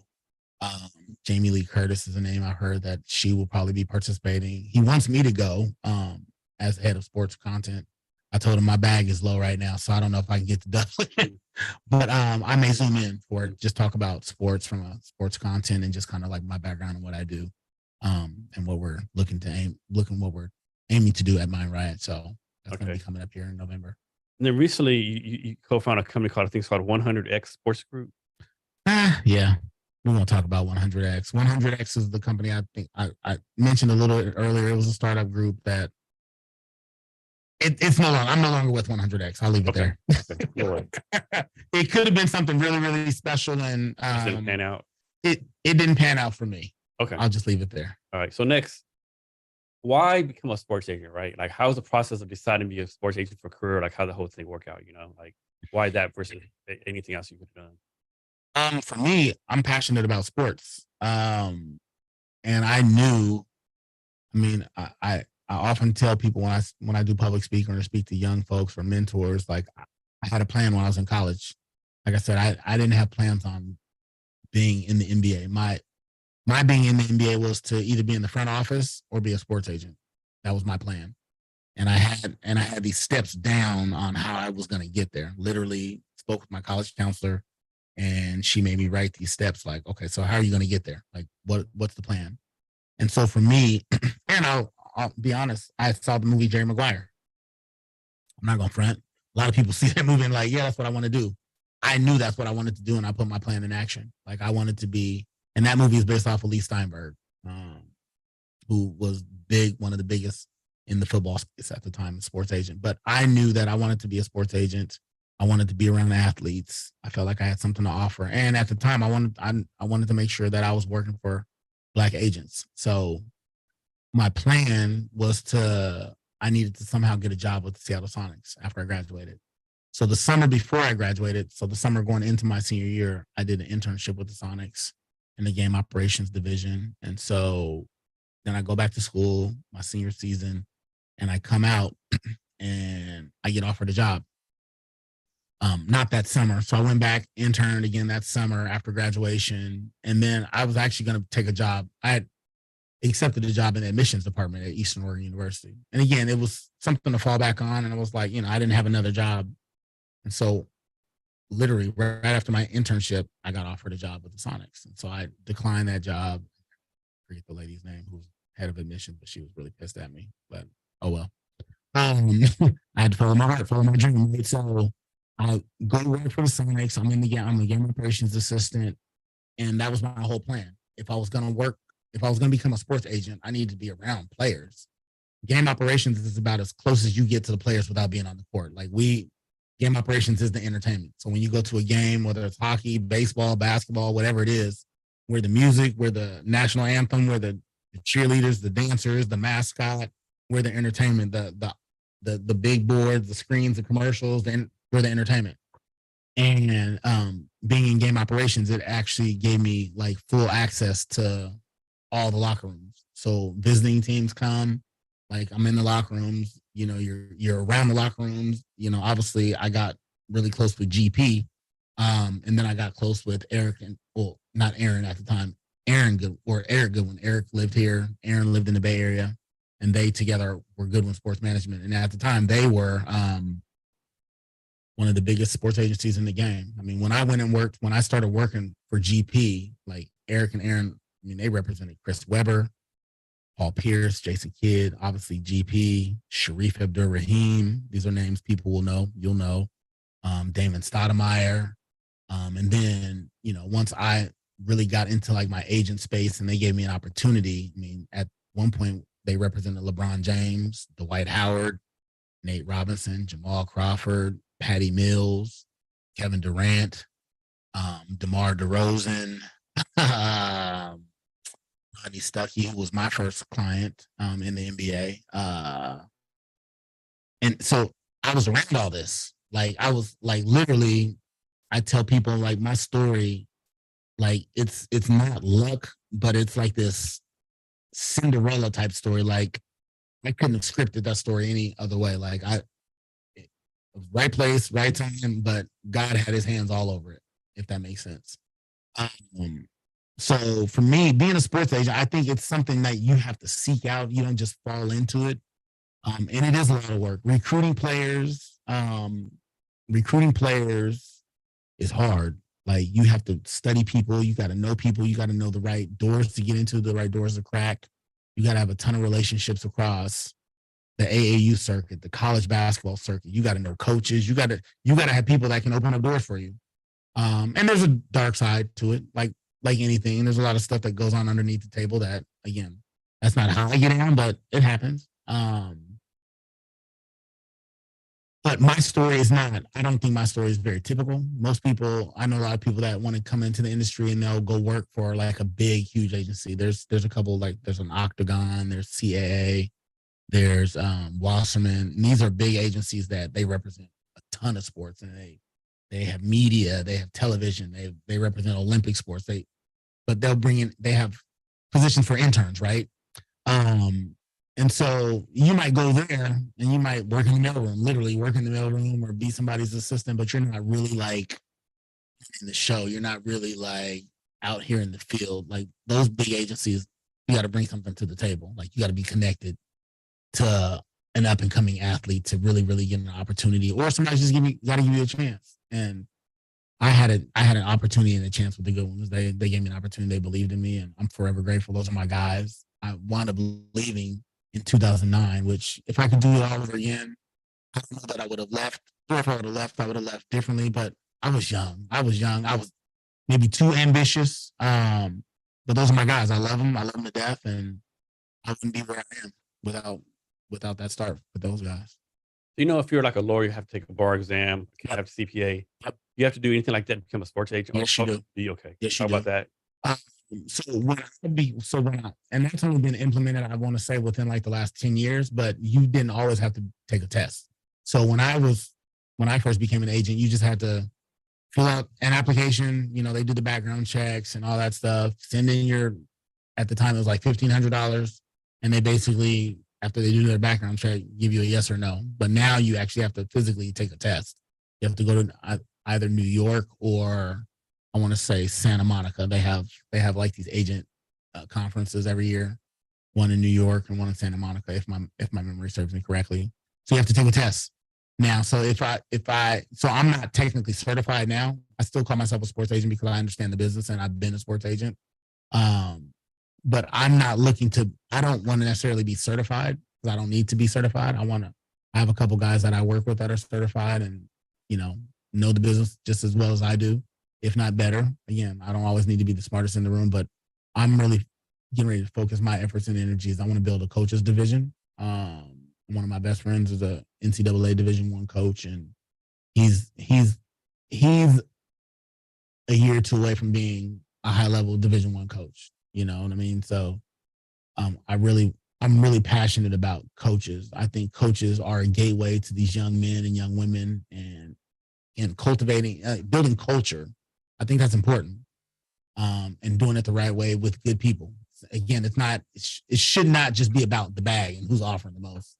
I think you need to be in programs that fit your ability, because a lot of kids, they get recruited by these schools and then they go to a school and, well, this ain't what the coach said it was going to be. Well, but you was chasing that $50,000. Or that coach takes another job. He gets fired. Like there's so many different elements that come into it. So that's really I'm looking to build. My next move is going to be my best move, and I think God has now put me in a position where I can flourish, and the resources around me. I want to build something unique. I mean, right now you hear about my guy Rich Paul, who's doing a phenomenal job with Clutch. Rich has built an empire, and he's continuing to build. And at some point, I got to believe that Rich is going to ride off into the sunset, and he deserves that. I think if I had a LeBron James, I would build and ride off into the sunset too. I mean, LeBron gave him an awesome opportunity. Again, unique opportunity, but Rich has done it the right way. And if you can take anything from what he's done, he's surrounded himself with good people, right? And they have helped propel him, because he'll tell you he hasn't done it all by himself, but he's learned a lot of the game just by being observant and listening. So, me having been in this for 20 plus years, I'm now 48 years old. I've seen it all. I've done it all. And I know exactly where I'm going now. How do you recommend either a set of parents to find the right agent for the kid, or for a kid to find the right agent for them? That's a tough question. I think, well, one way you can start, parents and kids can always call the NBA Players Association. That's one way people can find out, right? I don't know if that's the atypical way of doing it nowadays. I think a lot of people, Because when a kid is hot, like let's say a kid is hot. I mean, I know people that start recruiting a kid when he's in sixth grade. You know, you might take a shot in the dark, or you have friends that are coaches, right? That are connected to these kids that may have recruited this kid, or I know the mom, I know the dad. Let me connect you. I'm referral based nowadays. I don't recruit the same way like when I was 25, right? I'm not everywhere. I'm not in every gym. I don't even have the capacity to do that, right? So what I really like to do is build off of relationships and have, referrals, like have a coach say, hey, let me call this mom or dad for you, to put you in touch. And one thing I don't do, I don't ever deal with kids directly. I think it's disrespectful to the mom or dad, the parents or the guardian, whoever, unless that kid is on his own, which typically is not. He might have a coach that's kind of handling stuff. I think that's how you build on the relationships, doing stuff the right way. Now, if somebody's just against you, well, at that point you got to figure out and do what you got to do if you really want that kid. But I try to do things on the up and up. Okay. And it's like you hear a lot of times players like they're in the NBA or NFL or whatever, the contract's coming up. Mhm. You see it's some like they'll like hands on, right? Mhm. They'll have the agent like they talk about what they want. Other players are like, you know what? Don't ask me a question. My agent handles everything. My agent says sign a contract with somewhere else. I'm guessing what we're doing, right? Mhm. What should a player do? Say like 100% trust in the agent, or they like really like be hands on and involved? Again, I think players should always be hands on. I don't think you should ever be in a situation, not that you're signing some type of power of attorney document so your agent handles everything. But I've heard those situations before. But I think we're in a day and age where there's so much money to be made. There's so many different opportunities, um, that you got to do your checks and balances. I'm not saying you have to know down to the penny how much money you have or how much you could potentially have, but understand the business. Understand that you're the business. You're the entity, right? Like the agents, like in I think it's no secret that we hear this quite often, but at least I say it. The agent works for you. You don't work for the agent. And sometimes it can get twisted a little bit where the agents become like they're the star, right? And again, maybe that works for in certain relationships, and maybe some guys don't want to be hands on. Well, that's when you get robbed. That's when money comes up missing. That's when again, if you got to be able to do basic stuff. You got to understand your contract, even if the contract is um rigorous. Like you can break it down in layman terms. Nothing, no sports player, athlete contract is that strenuous that they can't understand the basic terms of their contract. I think again, the agent's job is to be an advisor, right? The agent's job is not, again, in my viewpoint, is not to make the sole decision for them. The agent's job is to lay out the options, advise, here's A, B, and C. If you're asking my opinion, this is what I think. I'm presenting this to you. Now, Jason, what do you think? What makes the most sense to you? Yeah. And then we talk about it, and then the player makes an informed decision. Now, I can help and advise you on that decision. Like I said, my job is to present you with all the pertinent information to help you make a sound decision. But I don't think the agent's job should be making the decision. Has this ever happened? Like where like a player was gonna sign a bad deal, you recommend don't sign it, and you're like, okay, like if you sign this bad deal, it's gonna look bad on me because people don't think I recommend this deal to you. Of course, that happens. Or the opposite, where a guy wanted to sign a contract and he left money on the table, and the agent said, "Don't sign that contract. I'm gonna get you something better," and something better never came along. That happens too.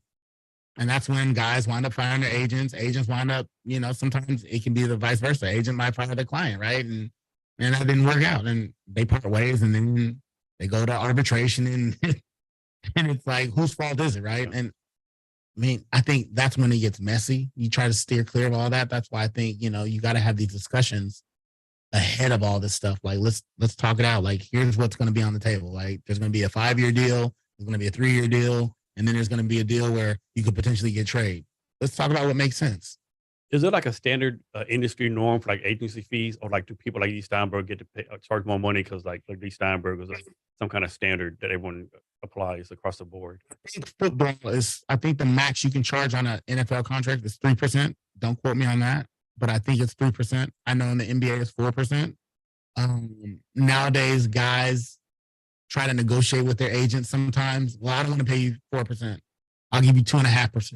Or I got to pay my coach 1%. And then I got to, I told my mom and dad I give them 1%. Yeah, I'll give you 2%. You know what I mean? So I think there's those type of negotiations that happen. Again, I'm not saying whether it's right or wrong. Your question was, is there a max, or is there, the max an agent can charge a client is 4%. Just by law or something, just a standard, Right. It's within the NBA Players Association. collective agreement Yeah, for the it collective called? bargaining agreement. Yep. And my take on that is, well, when you start opening that conversation up and it gets out there, I think everybody's looking for a way to save more money. And I don't know necessarily that you're saving more money. Like, you want me to go out and negotiate my ass off for you and get you the best deal, but you don't want to pay me for my efforts. You only want to give me half of my efforts, right? 2%. So for me, I don't know that I would ever start. And I'll negotiate 2%. Yeah, I'll give you 2%. Now, some circumstances, it may be okay. I don't know. I think that's up to the agent and the client. But to answer your question, the max is 4% in the NBA. I know Lamar Jackson recently did his own contract. I know some people said, well, he held out like franchise tag. I know people said, well, you're the agent, that doesn't happen, right? But then people said, well, you actually save money. But like you said, he really save money. Like time's money, right? You don't want the headache. So I don't know. I think guys are getting, because Lamar Jackson, I think he relied on his family to help him with his negotiations and his deal. And he was convicted in how he wanted to move around his deal. And again, I applaud guys in those particular situations, because I think he got exactly what he wanted and he negotiated. These athletes are smarter. Bobby Wagner negotiated, I believe, his last deal with the Seahawks and maybe even with the Rams. Like, some of these guys, they don't, because you can go out and get an agent and have a lawyer look over your contract. You can charge him, he charge you $500 for his, an hour for his fees to make sure his contract is solid or in good standing. But that's a lot of people don't understand. That's what these player associations are for, like the NBA Players Association, the NFL Players Association. They have lawyers. Those associations are there to protect the players. So if you're in the NBA, you can go out and negotiate your own deal, and then take it to the NBA Players Association. Hey, can you guys look this over for me? I want to make sure that I'm getting the best deal. Do you see any flaws in this deal? That's what the Players Association is there for. And I'm not saying that you solely use them, but they are there to protect the players and to work with the agents. Have you had to deal with this in the past for of course you're going to take your players and stuff, but what happens if someone's like, when you play, like, we'll say, quote unquote, like too needy, right? They ask you to do too much stuff. Like, how does that work?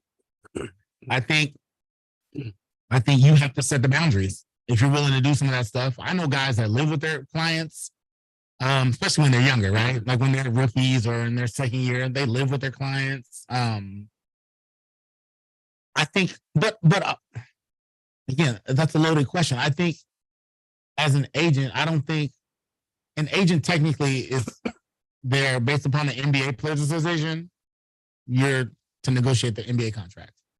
But I think a role of an agent is much more. Like, for me, my role as an agent or a manager, I've always viewed it as much more than just signing your contract.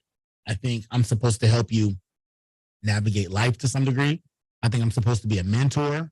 Because again, you got to remember, some of these dudes, man, they've never even washed their own clothes. They don't even know how to write a check, or they've never been to a bank. Sometimes you're going to be a babysitter. You're going to have to call. Hey, man, you're supposed to be at this interview, bro. It's 2:00. You're supposed to be there at 1:30. What's up? You got to hold them accountable. Sometimes you're going to be a therapist. I mean, it's a job that it ain't for everybody, and like I think I said this when I first got on. People see the glitz and the glam, the kick. Oh man, I saw you at the game sitting courtside, and man, you was with GP and blah blah blah blah blah. I saw you on TV. Yeah, cool.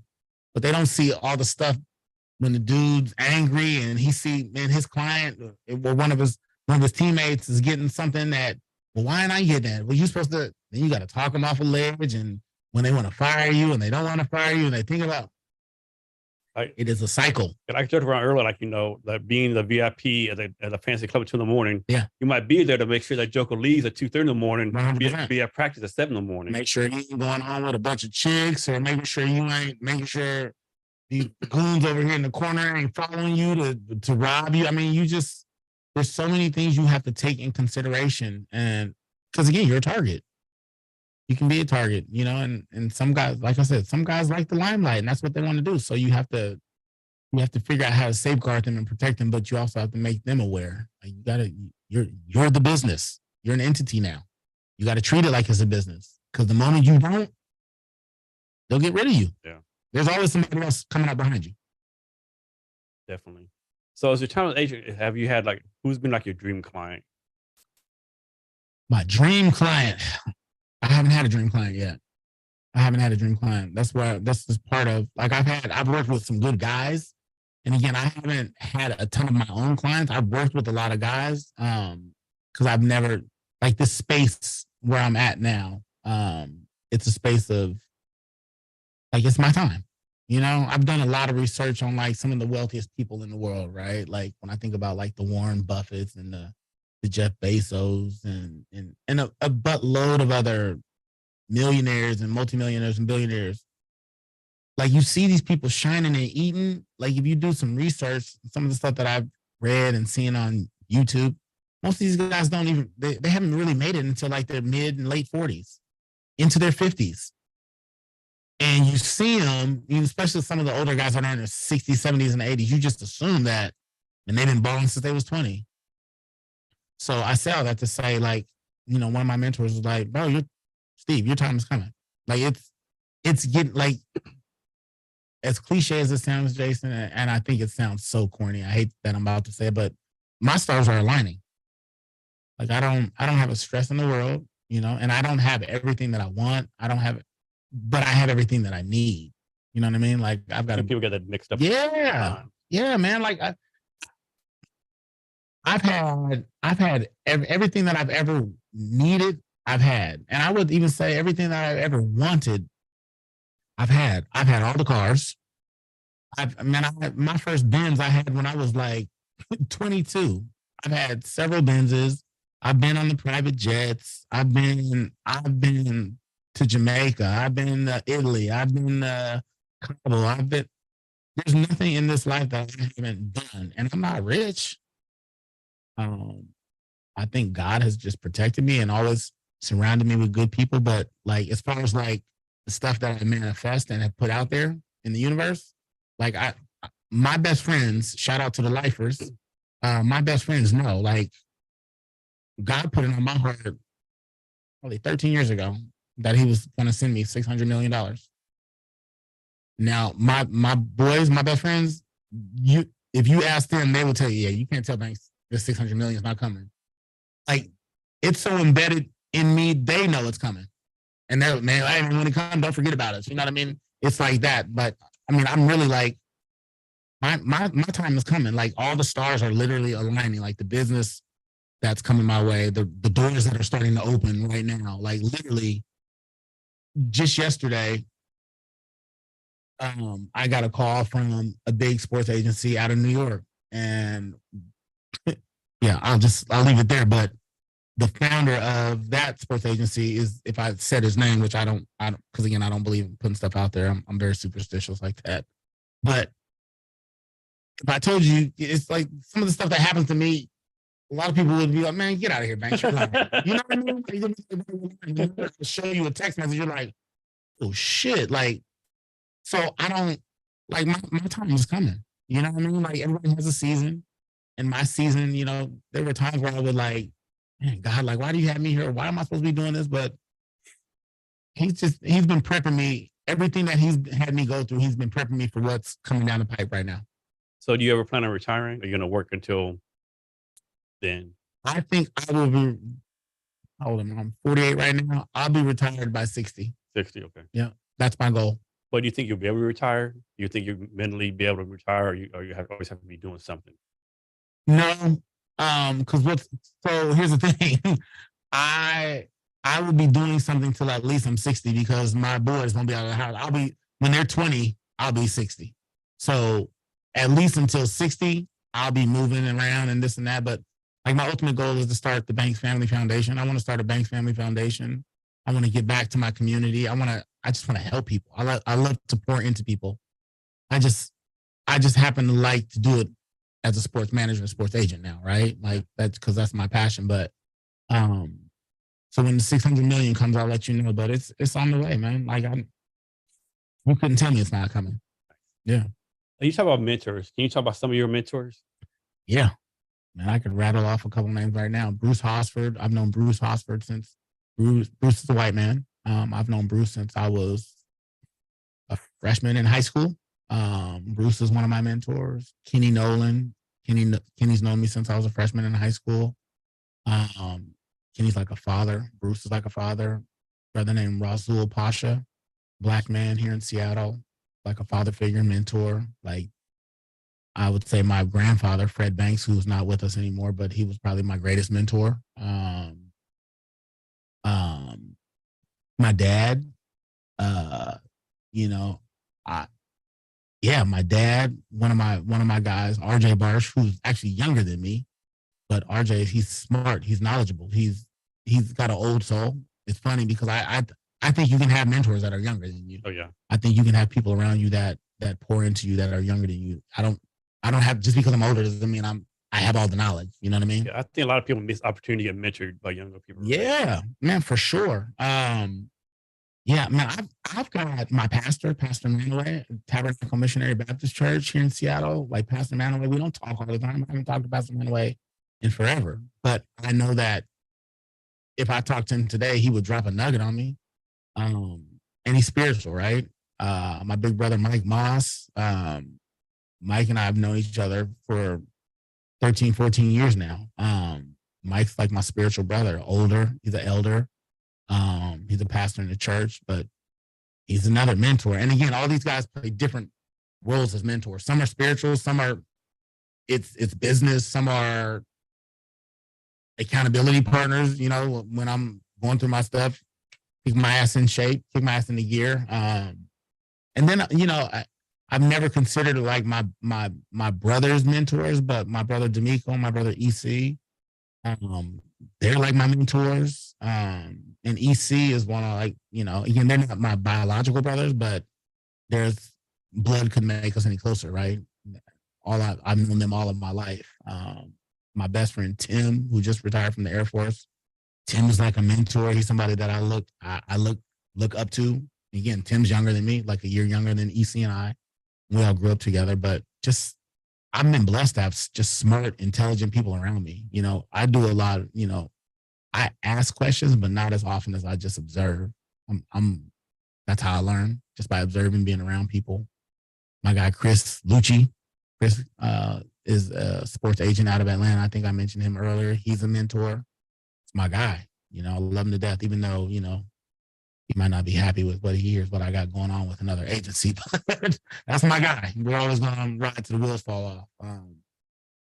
So yeah, man, I'm blessed to have some good people around me. GP's a mentor, big brother. It's I probably take that for granted more than I know other people like, oh my God, Gary Payton. Yeah. He's GP to them. Like he's just Gary to me. You know what I mean? But yeah, he's another one. I could call Gary for anything, So the second part of me, the more important part of the question: who are you mentoring right now? Who am I mentoring right now? That's a good question. It's funny. I think I mentor people, but I don't see it as mentoring because they haven't physically asked me hey, will you be my mentor? And there's oftentimes I get that. So I can't say that I'm mentoring anybody, but I guess I give a lot of different people game knowledge. I'm sure that'll change after this panel that I'm speaking on at the Bush School here in a couple of weeks on mentorship.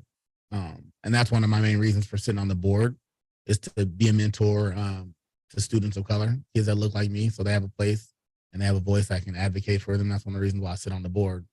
Damn, that's a good question. I never thought about that. Who am I mentor? I'm sure you're mentoring people that you just not Yeah, think about it. yeah. I can't think of any names right now. But I talk to a lot of people. Yeah, I talk to a lot of young folks that want to, want to be a sports agent, want to be in the game, and I try to give as much game as I can. Sure. So now next, can you talk about your own company, like how it got started, what you focus on now, what your future for is in the future? My company, Bank Sports Ventures, I started in 2010, and again, I alluded to when I stepped away from Goodwin Sports. Because the Goodwin they were very successful, right? And I didn't see a place for me to grow there. Um, and again, if I can go back and do it all over, I would. I would probably say, hey, I'm going to start my own company. I want to be under the Goodwin Sports umbrella, and I want to build. What do you guys think about that?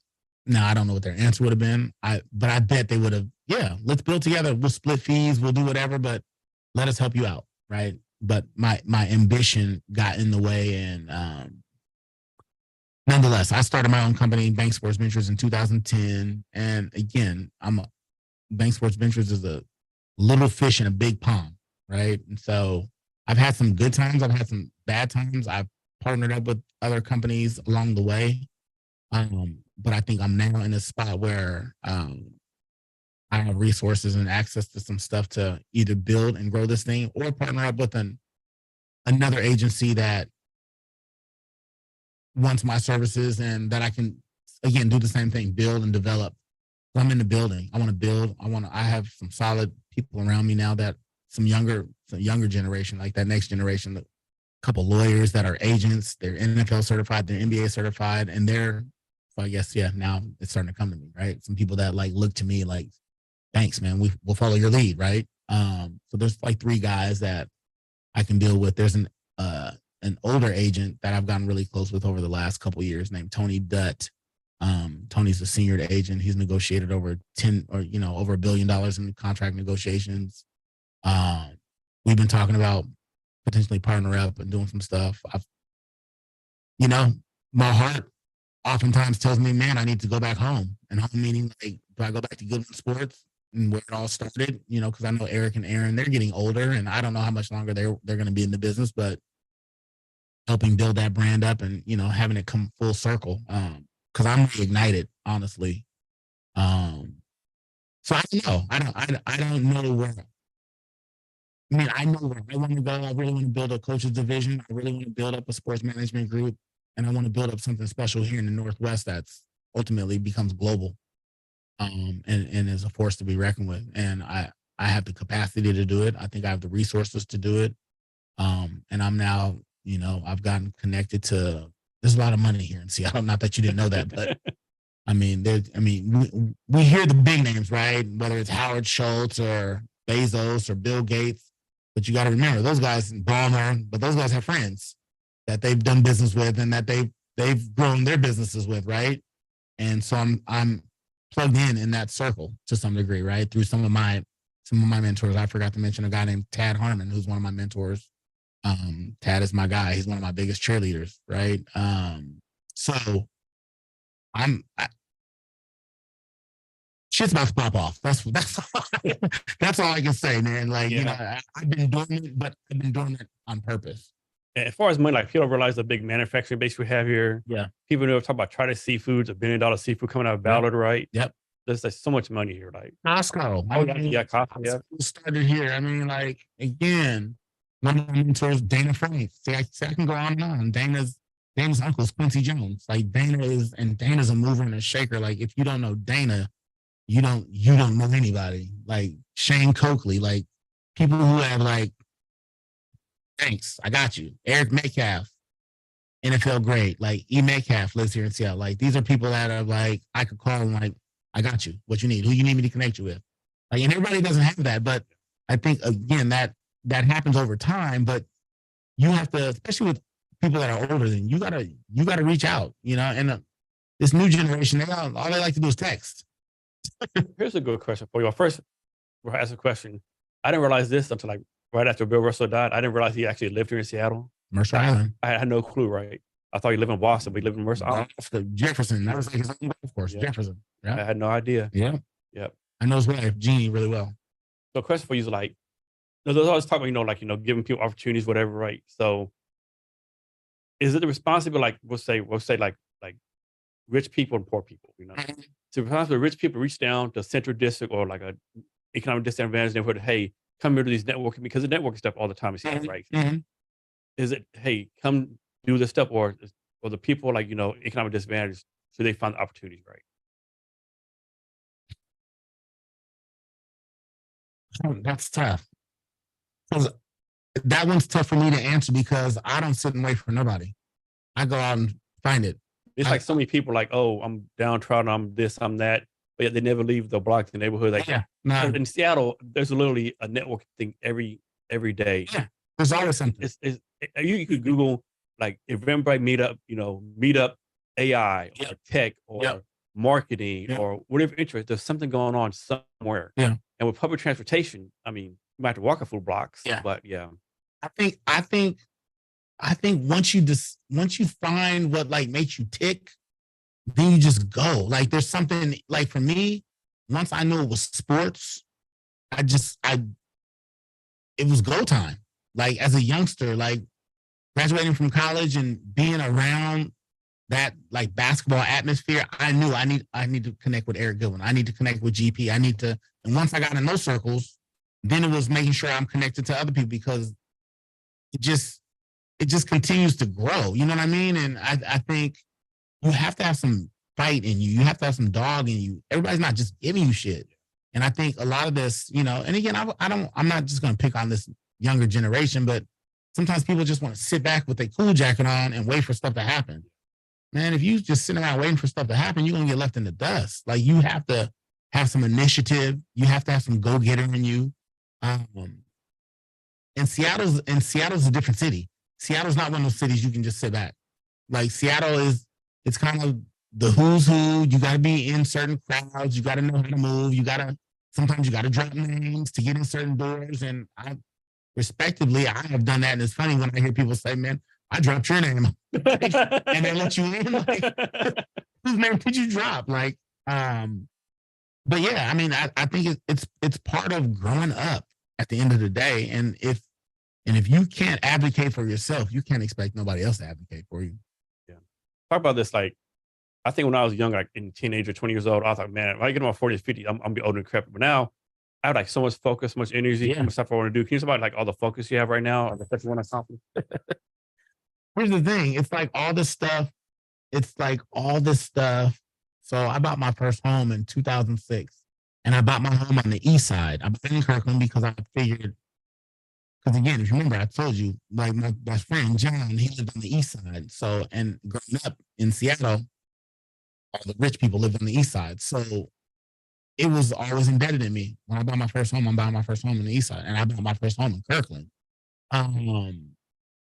And what was your question again? I lost my train of I thought. like how you have so much, Oh, so much energy. yeah, focus. And focus. And so now I'm 48 and I feel like I've done a lot of stuff, but I'm always that guy that like a lot of stuff for other people, right? Like now it's time to do for me, right? And so that's what I'm focused on. And things that I was doing back in like 2006 and 2007, like I made an investment of $20,000 back in 2007, if not 2023. That investment is now about to pop, right? And so the fruits of my labor, and again, just thinking about how things take time to manifest, things take time to come to fruition, things take time to bubble up. And I was talking to my barber because we both talk about like, the law of attraction and just sometimes you got to let stuff simmer. Like Microsoft didn't happen overnight. Amazon didn't happen overnight. Like those guys put in blood, sweat, and tears. And my blood, sweat, and tears was the money and being patient. And because there was times with this particular investment, I was ready to pull out and like, no, I want my money back. And had I done that, oh man, I'd be sick. You know what I mean? I'd be sick. But now it's like where I'm at now, I'm like, this particular investment's about to set me up. It's gonna be part of that 600 million that I talk about, right? Like,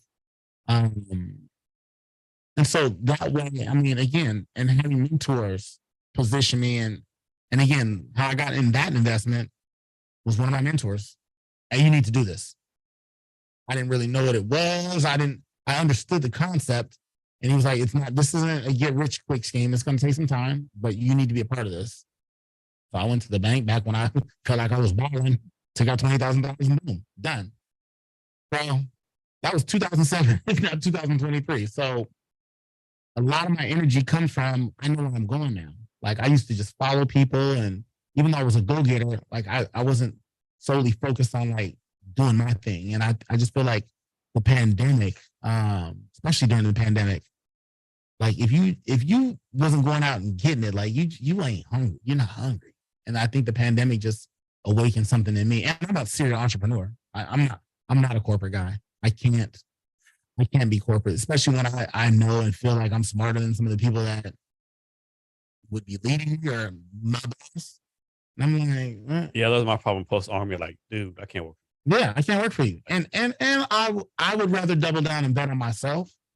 And nobody knows me better than me. And I'll be very frank. Like I'm a dreamer. Like that's why my wife is corporate. Somebody's got to make sure we have a check on the 1st and 15th, right?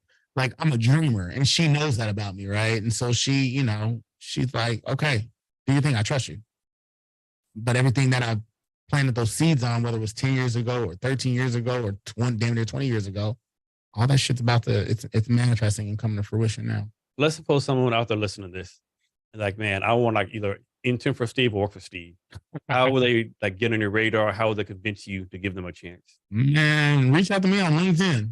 They go to LinkedIn. LinkedIn is like the business networking spot. I recently just created a Facebook page about 2 months ago, which I avoided Facebook for so long. Well, I'm glad I got on it because I've been able to reconnect with like a lot of college friends that I hadn't spoken to for a while. But yeah, I would say LinkedIn. Reach out to me on LinkedIn, and I'm always down to have coffee. I'm a face-to-face person. I'm not a big fan of Zoom and all that type of stuff. Like obviously we had to do that type of stuff during the pandemic, but I still feel like people lean on that a little too much. Like let's get face-to-face, and again, because that way I can read you and you can read me. Like I might not be a good mentor for you. I might not be anybody you want to mess with. Typically I don't do internships, but that could shift depending on what happens here within, like, I would say the next month. So, Steve, can you share your social media links with us so people can reach out to you? Oh gosh, I can't believe you're asking me that.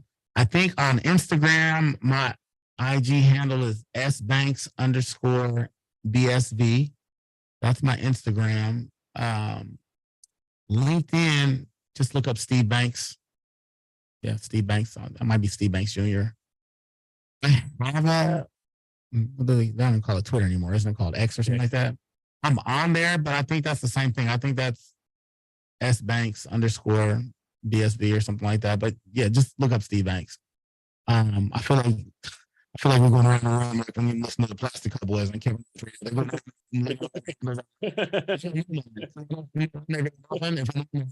I'm usually just posting my kids on Instagram, but LinkedIn's probably the best place. Okay. I respond for the most part to LinkedIn. I'm on LinkedIn because I get hits on there as well. But yeah, I'm trying to be a businessman. Or as Jay-Z says, a businessman. Yeah, exactly. Right? Like I just want to grow. As a Black man, I think it's our time. It's cool to be Black right now, right? And it's time to capitalize and get after it. And getting after it means it's on me. Steve, is there anything else that I asked you that I didn't, or anything else you want to talk about? Nah, what time is it? I gotta go pick up my damn kid. Yeah, it's like 2:59. Nah, we good. No, I don't think so. I feel like, man, this is my first podcast. You hit me with a lot of questions. This is good. Yeah, a lot of questions. I think there's I have a story, right? And so when I've recently been talking to some people about investments, and I think people get so fixated. This is the one thing I will share with entrepreneurs, and don't be so fixated on like the product. Like as you're thinking about, like, if you want to be an entrepreneur, if you want to step out of your comfort zone, like the one thing that I've learned, people oftentimes, like if you're going into retail, yeah, they want return on their investment. Okay, you're selling 100 units. Each of those units is $20. What's going to be our return on those units?